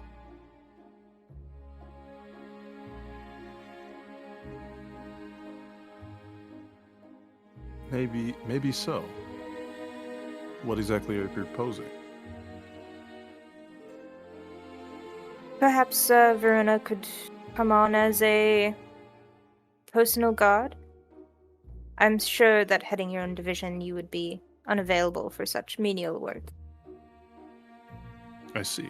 Maybe I shall consult with Verona. Tell me more about what you do outside the gladiatorial ring. Well, one of my most favorite things to do is to read at the library. I like history, so tend to read history to learn more about our past. I think Verona... oh my gosh. Amoni hooks up and starts asking questions about his favorite time period, and they just start chatting about it. You talk with him for like an hour. He just keeps going on and you're just listening intently. Is anybody else doing anything for this long a period of time? Well, is there food still coming? Yeah. remember Alright. the Venerable approached me, right? Is there anything they say? Yeah, what do you guys say as Armani and Aylis are talking? So this would be like right when they start talking. You guys So would be you were doing- gone. So you were gone for about 2 hours. Yeah, where were you? And to be fair, I was gone for 2 hours and 10 minutes. That's not helping your case. No, I'm realizing that now. So what happened? Well, I took a short walk that turned into a long walk, that turned into a discussion, that turned into a long discussion, that turned into a sad backstory. And I regret not listening to the problems of the fine orc gentleman from this morning. So I listened to the problems of this random citizen, and I came back, and I had a lovely chat with the guards. I know what you're thinking. I did not spend most of the time speaking to the guards. Oh. I thought you would have. No. I actually spent almost the entirety of the 2 hours speaking to the person. It was actually the alley stabber. He was training to become a Pegasus Knight. Oh. Interesting.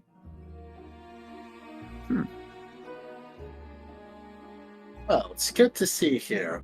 You want to, shall we get some food? They have some very delicious cuts of meat. Do they still have, like, entrees, or is it just snacks being passed around and appetizers? Let's find out together. Okay. I just take Verona by the hand and just start going to the kitchen. Anything to get me away from the dance floor. Okay. So, as you guys are doing that, you guys hear like a loud knock at the door, and the 2 station guards, they open the door.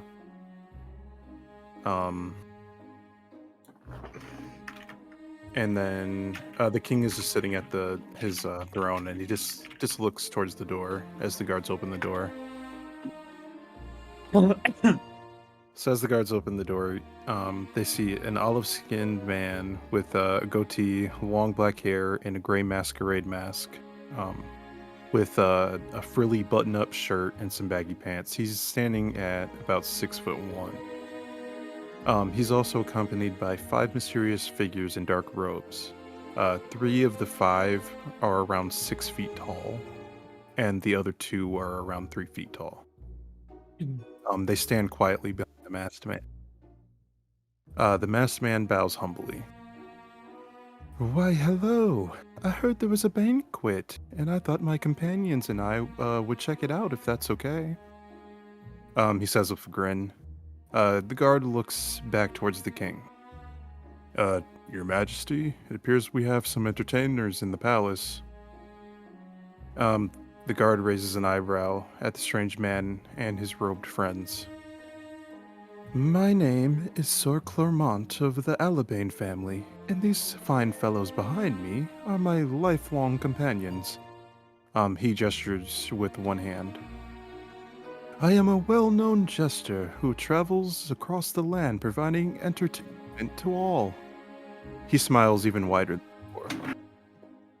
The guard shudders. Very well. Best behavior, or we will have to throw you out. The guard escorts the jester and his friends into the room.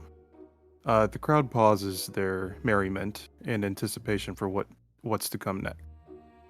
The king stands up and places his wine glass onto the table, and then proceeds to walk towards the unannounced man and his companions. He walks up to the jester. So, you say you're from the Alabane family, correct? He raises an eyebrow. Why, yes, of course. They are known for having the best entertainment in the entire kingdom, after all. What about your friends? Where do they hail from? They hail from Scarlet City. Not necessarily born there, but circumstance brought them all together. The king's demeanor relaxes a bit. I won't pry any further. So, what kind of entertainment will you be showcasing tonight? He says as he looks the jester and his friends up and down. Magic, of course. I'm very good at what I do, and I leave all who I entertain in awe. Very well. I look forward to seeing what you present. The king leads the jester to the main stage inside of the banquet hall. His companions stand near the crowd, and they fold their arms. Ladies and gentlemen, I am grateful to be here. I hope to entertain everyone and bring delight and emotion to everyone. His smile seems to be never fading. The crowd cheers, but is kind of unsettled by this strange man who seems to bend unnaturally downward with his bow. Today, I will be telling a story along with a bit of magic. He reaches into his side satchel and begins to pull out a large deck of cards. And as soon as he's pulled them out, they begin to scatter as if they are going to spill all over the floor. But with a flourish, he manages to catch every single card in one fell swoop. Can I make a real quick sense motive here? You to may. see if maybe I would want to grab my lute from my attendant and start playing a little bit of background music. Sure. That's a 23. Yeah, you definitely sense that it would be a good thing if you were to play right now. All right.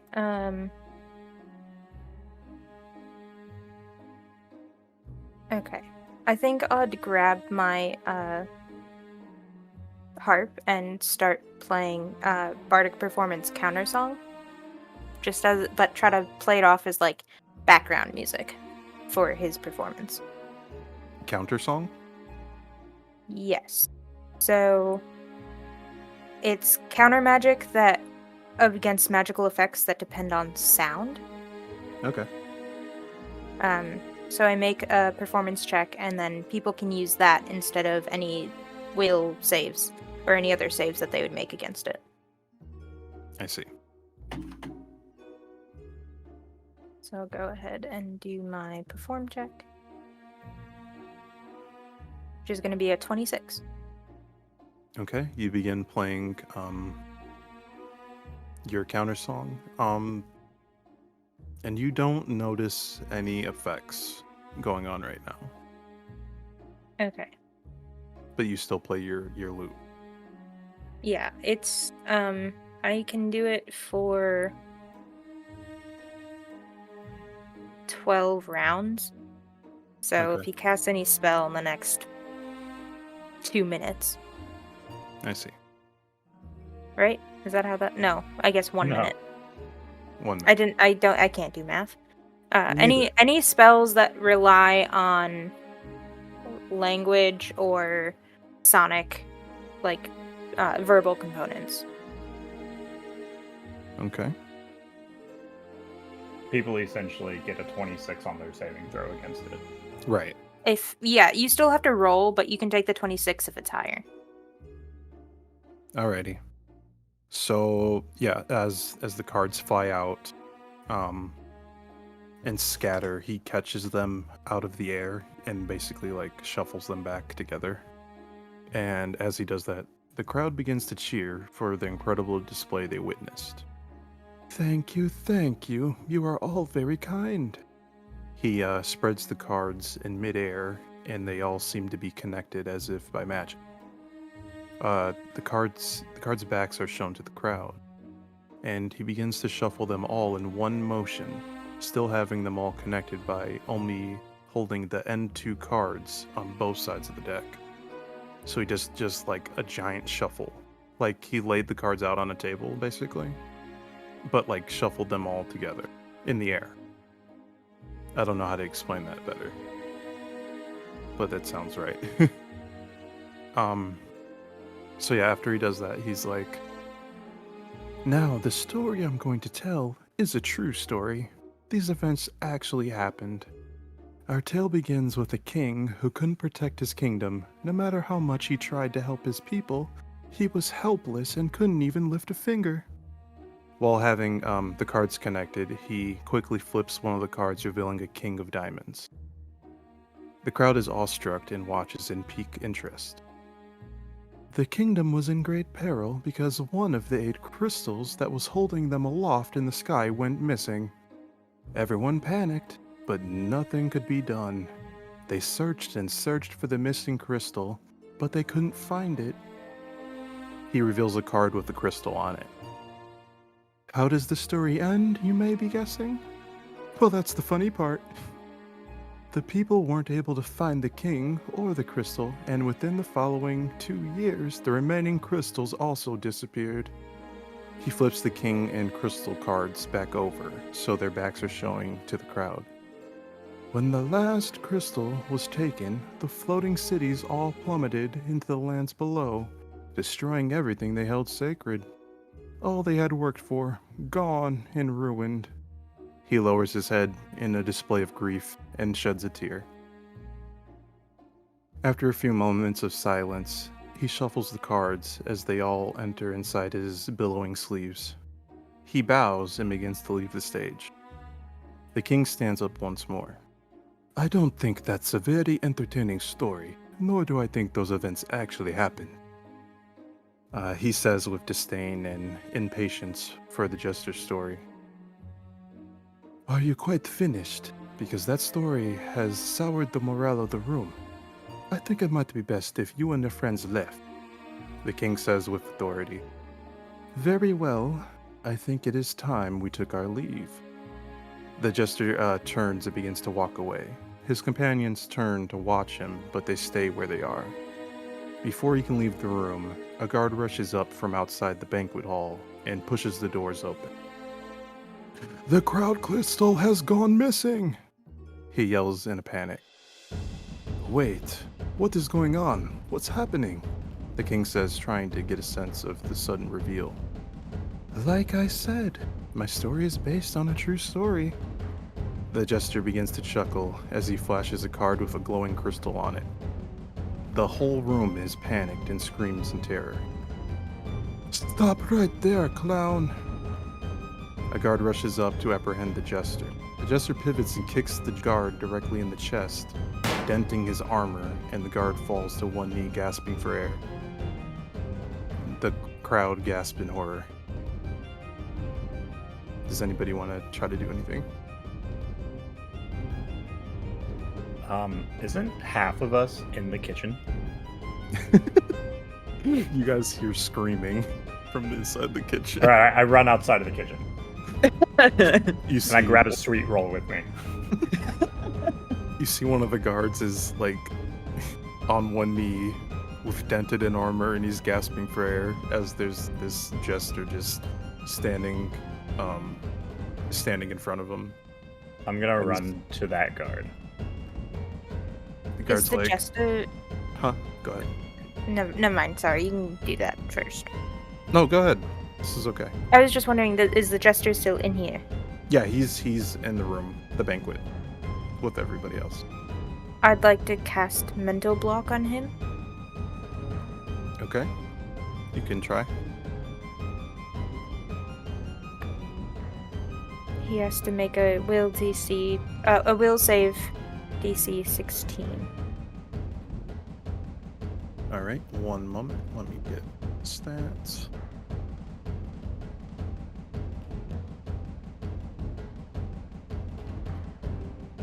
Let me check. You said it's a will save? Yes.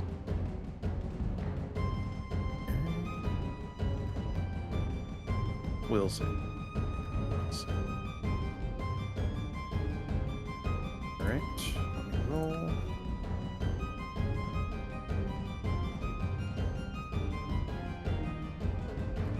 And it's a DC what? 16? Yes.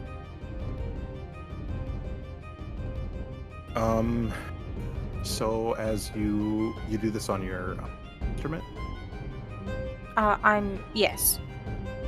So as you start playing,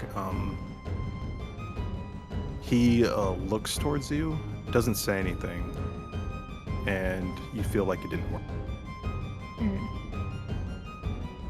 Unfortunate.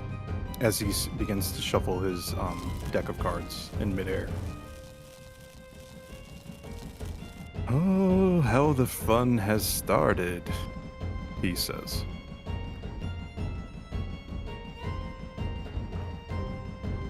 I kneel then- over to the guard and Yeah. say, Are you all right? I think he punctured one of my lungs with that kick.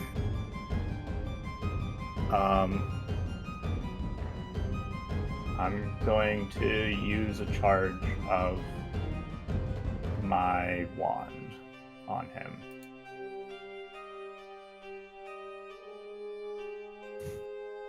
All right.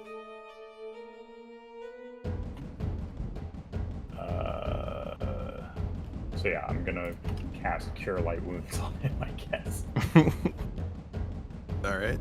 You pull out your trusty dusty wand, and you tap him with your wand. And he, you see that he catches his breath after you heal him, and he starts to stand up. But as he starts to stand up, the jester just kind of sidesteps towards him and just kind of slaps one of the cards onto him, and you see that there's a bright flash of light, and where the guard once was, there's now just a plain guard on the ground. Oh, another card for my collection. And you see that he starts reaching towards the card. I reach for my lance. Okay. Your lance That's is it. tied up. Tied up. Yeah, you have it, but it's wrapped up for safety reasons. Shit. So it would take a couple seconds to unwrap it. I'm gonna try reaching the card first. Okay, roll a dexterity.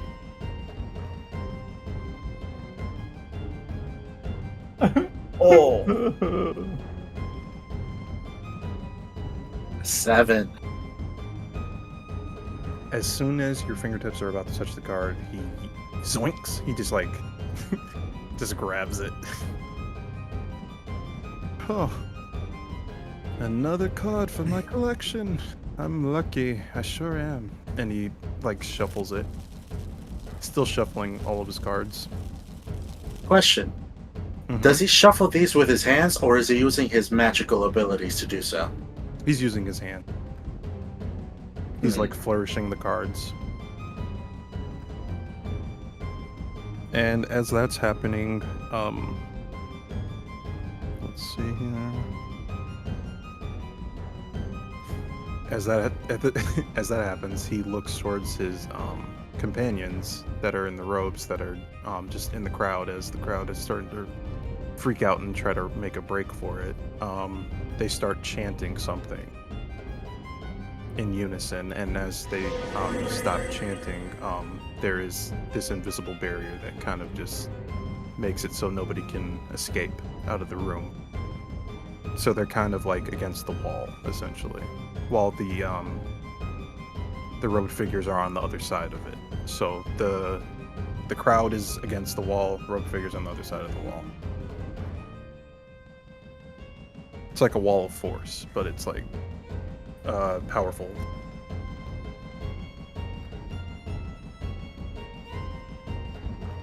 Sheesh. And as that happens, the jester just looks around. He's like, "Now everybody stay put, or you can become cards. The choice is yours."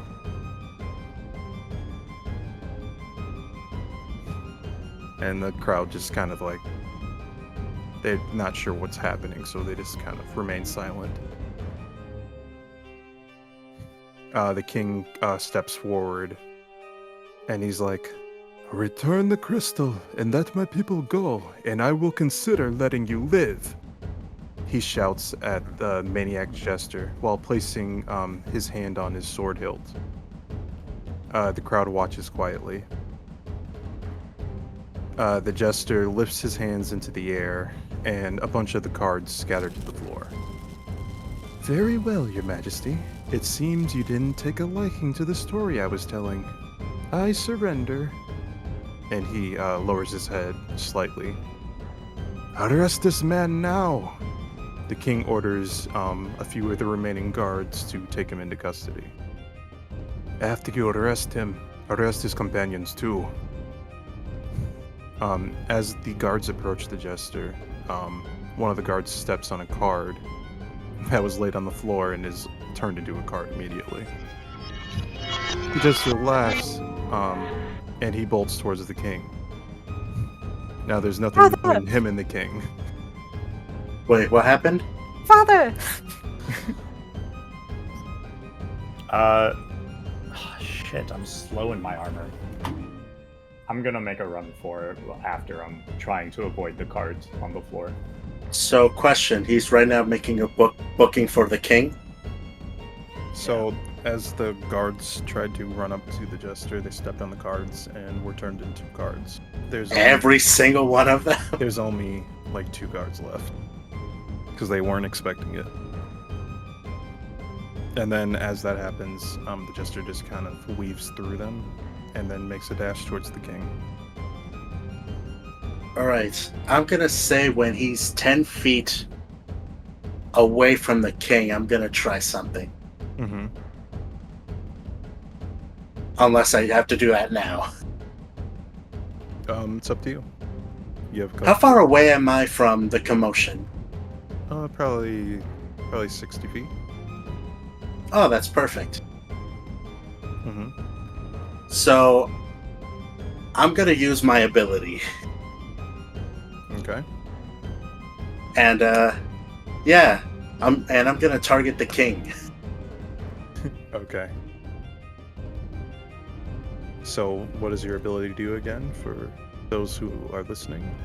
So, my ability is, I can target a person, and they have to make a will save, if they choose. And I can switch places with them, like, immediately.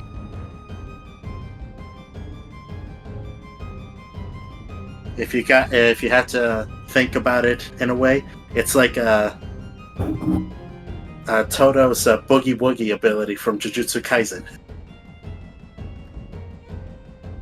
Alright, so then there's a save involved, right? Will save? Yes. What's I the DC?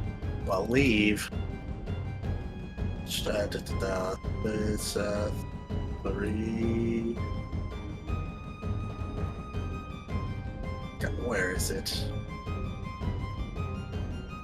Concentration.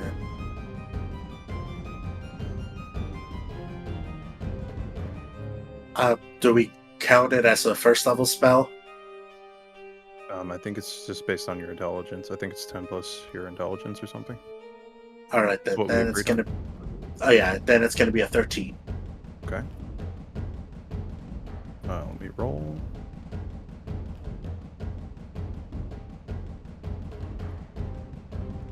So you're swapping places with the king? Yes. Alright, so he feels his save, and he is teleported where you were. And now you are in front of the jester. Yeah, so it's because I wanted to wait for him so that it's like right when he's about to grab the king, he instead either grabs me or whiffs completely. Alright, so, yep. As soon as you teleport yourself and the king, you swap places. So now, Jester swings and misses because he wasn't expecting that. But then he turns and looks down at you. Oh, we have another guest. Do you want to become a card as well? He Zakita! smiles. He smiles and cocks his head at you. I smile and say Oh. Zakita. Oh. Alright. So, Zakita summons a lightning bolt. And as soon as you speak it, it leaves your mind. You call forth a lightning bolt. So you do 4d10 lightning damage. Nice. Should I roll it? Yep, roll that. I'll roll a reflex save. Alright. Not terrible. Not terrible. 24. And what's your spell save in general? For your spells? It's gonna be a 13 plus whatever spell level it is. It would probably just be a 13. All right then. So, no, he dodges it, but he is hit by half of the damage.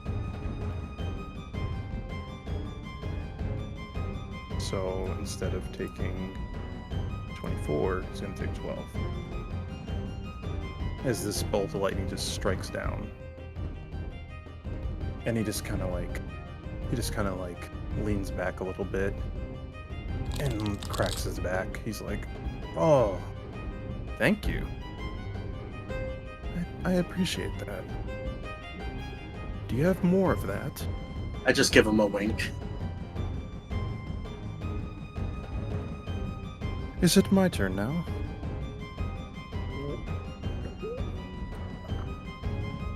He says as he smiles and turns his head.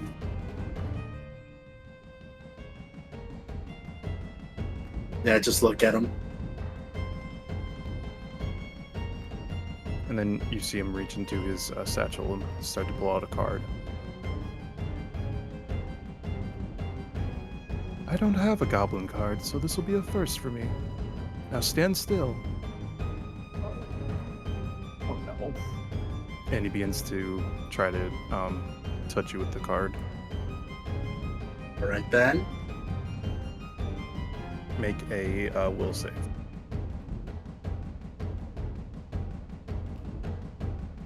Da, da, da, da, da, da, da, da.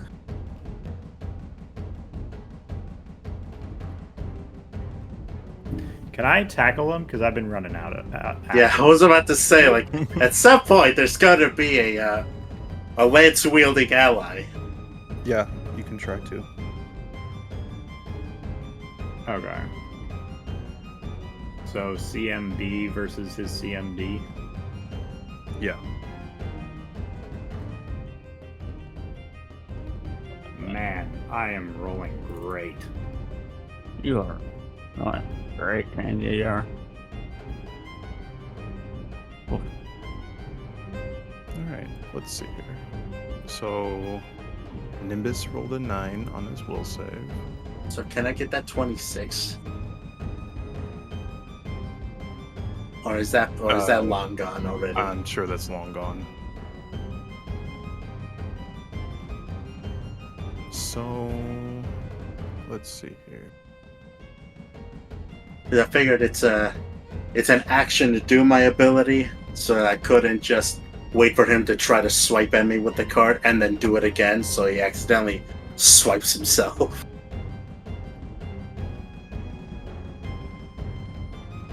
One second. This sheet is huge.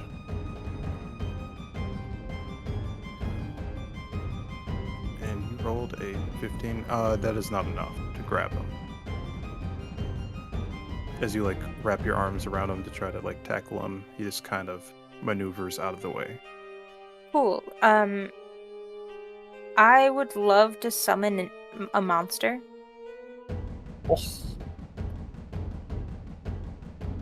Okay. I'd love to summon an eagle right in front of the jester. All right. So an eagle just pops up with a loud eagle screech right in front of the jester. And I would love for the eagle to try and poke it at its eyes. Okay. Roll to see if you hit. Alright. It is just going to be a straight d20 roll. Because for its attack action, it adds charisma, but it adds its own charisma, which is a 0? Oh wait, no. Adds charisma bonus, and then it says +0 to attack rolls and damage bonus. But then it's... oh, never mind, its charisma is a 7. Okay. Alright. Okay. It adds a +0, so it's just 1d20. That's a hot little 10. So the eagle swoops down out of nowhere, materializes, and tries to get his eyes. Jester just tilts his head to the side and dodges. It's like, oh, an eagle. How amusing.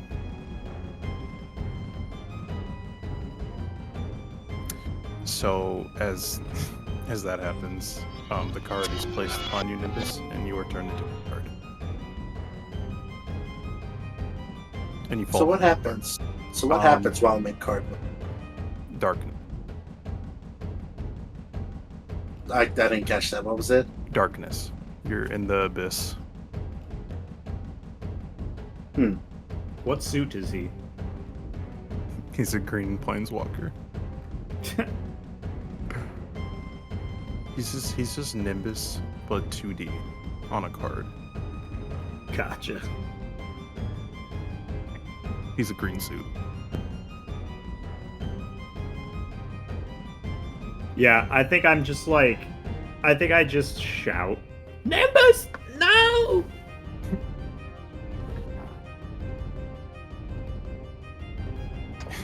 I would like to point out, Nimbus is disguised as a halfling right now. Actually, he is disguised as a halfling. Yeah, it's a halfling. It's a halfling goblin card. Halfling goblin card. It's a Halfling face disguised card. as One side goblin. is yeah. Maybe you saw through your disguise when he said, "Hey, it's a goblin." He's like, starts to pick up the card. I just love getting new cards. The bird is just flying around the jester, looking for an opportunity. Does anybody else want to try anything? Yeah, I put up fucking fists because I can't use my lance. Oh no, Verona's gonna. Are you really trying to fist fight me right now?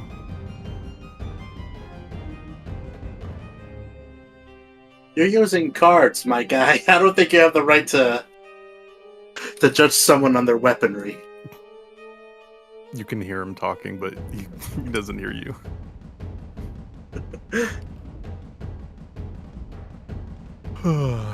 I'm just gonna shout, Alice! I'll distract him! Get your weapon! Alis is behind the wall. The wall of Wait, force. He's Oh, is behind he? the force field. Fuck. I would if I wasn't behind this wall.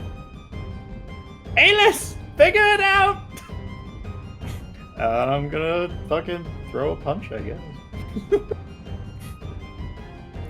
Roll to see. I would love to see a nat 20 on this one. No, not at 20, but that's a 21. As you punch, he catches your fist and just kind of like pushes your arm back while holding it, so it hurts. That's not how you throw a proper punch. Allow me. And then he's going to try to punch you back. So let's see. Yeah, that'll do. Does the 28 hit you? Yeah. So Yeah, it kinda does. let's see.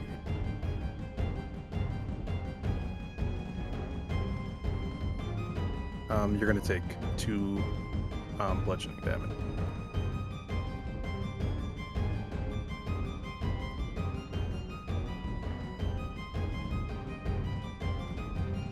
The fact that it rolled min damage just makes it sound disrespectful. Yeah, he's not really invested.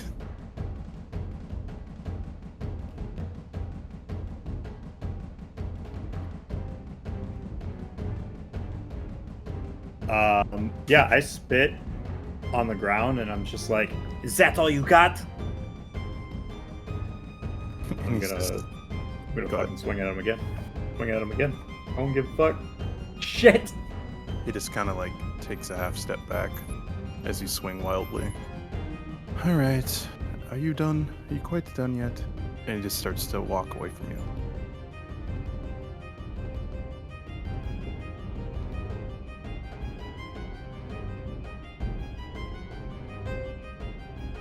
Do you I think I try just to sit attack on- him? Yeah. I think Verona would do the absolute best she can. How long does it take to undo the wraps on the lance? I think it's a minute. Shit, dude, I don't got a minute. Is he still holding the card for with Nimbus? Yes, he has it in his hand right now. Can I have the eagle fly down and take the Nimbus card? Yeah, roll for it. What would it be? Probably just you can roll an attack. I'll allow it, because there really isn't a roll for it. Anyway, I can have him roll Dex instead. Yeah, that works. Yeah, that's right.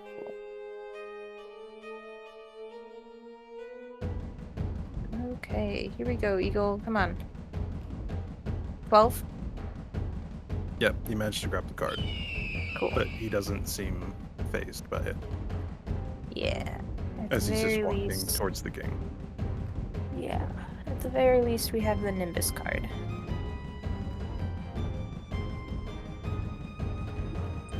We're 53 cents. He's Except gonna for have your father's card soon. You wanted to attempt something as he was walking away, Verona? Bro, I'm not letting him. I'm just gonna like I'm just gonna like stand in front of him and like put my arms out. Be like, You will not pass.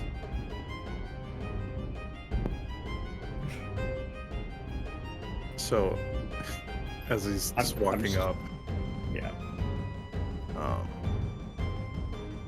Let's see here. Verona, stand down. As he's walking up, he cocks his fist back and punches you dead in your nose. Does 33 hit you? Yeah, it does.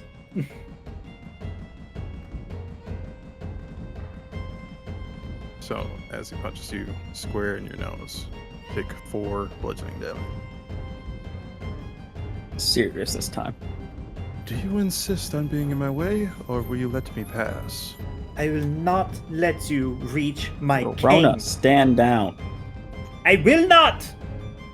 If my king should fall because I could not stand down, then I could not live with myself. And I throw these hands. No! Just pushes your hand aside. Oh, now you're starting to bore me. And he will take out a different card.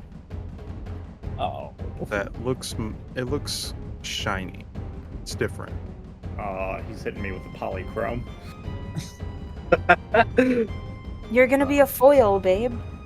That is a nat 20. Oh, goodbye. Nah, I'm good. So let's see here. I'm gonna take 18 slashing damage as he cuts through this card.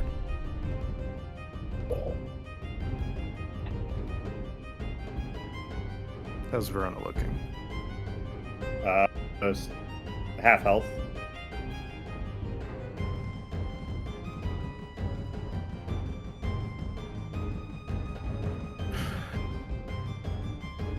As he cuts you, he's just like,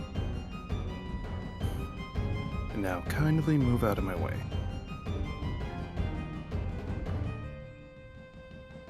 I don't have time. Well, if you don't have time for me, then I will stall for as long as I can. And I guess I see that my punches aren't doing anything, so I'm gonna try to tackle him, I guess. There's CMB, CMD. Oh, stop! This game! This As you game! try to tackle him, he just pushes you to the ground and just continues walking towards them. I grab his foot! I look at my father and I just say, "You're going to let everyone else die for you?" He kind of looks back to you and he hesitates for a moment, closes his eyes and he puts his hand on his sword, and then he begins to draw it. He takes his palm and like rubs it across the sharp part of the sword, and the sword begins to like suck the blood up and starts to glow. And he's like, "This cut a few years off of my life, but what's a life worth living if I can't protect my people?" And then he rushes towards the jester with speed, and then they both begin to clash with their weapons. The jester's card against the king's glowing sword. And this goes on for a few moments. The jester sees an opening in the king's assault, and then places one of his cards on him and turns the king into a card. And it falls to the ground.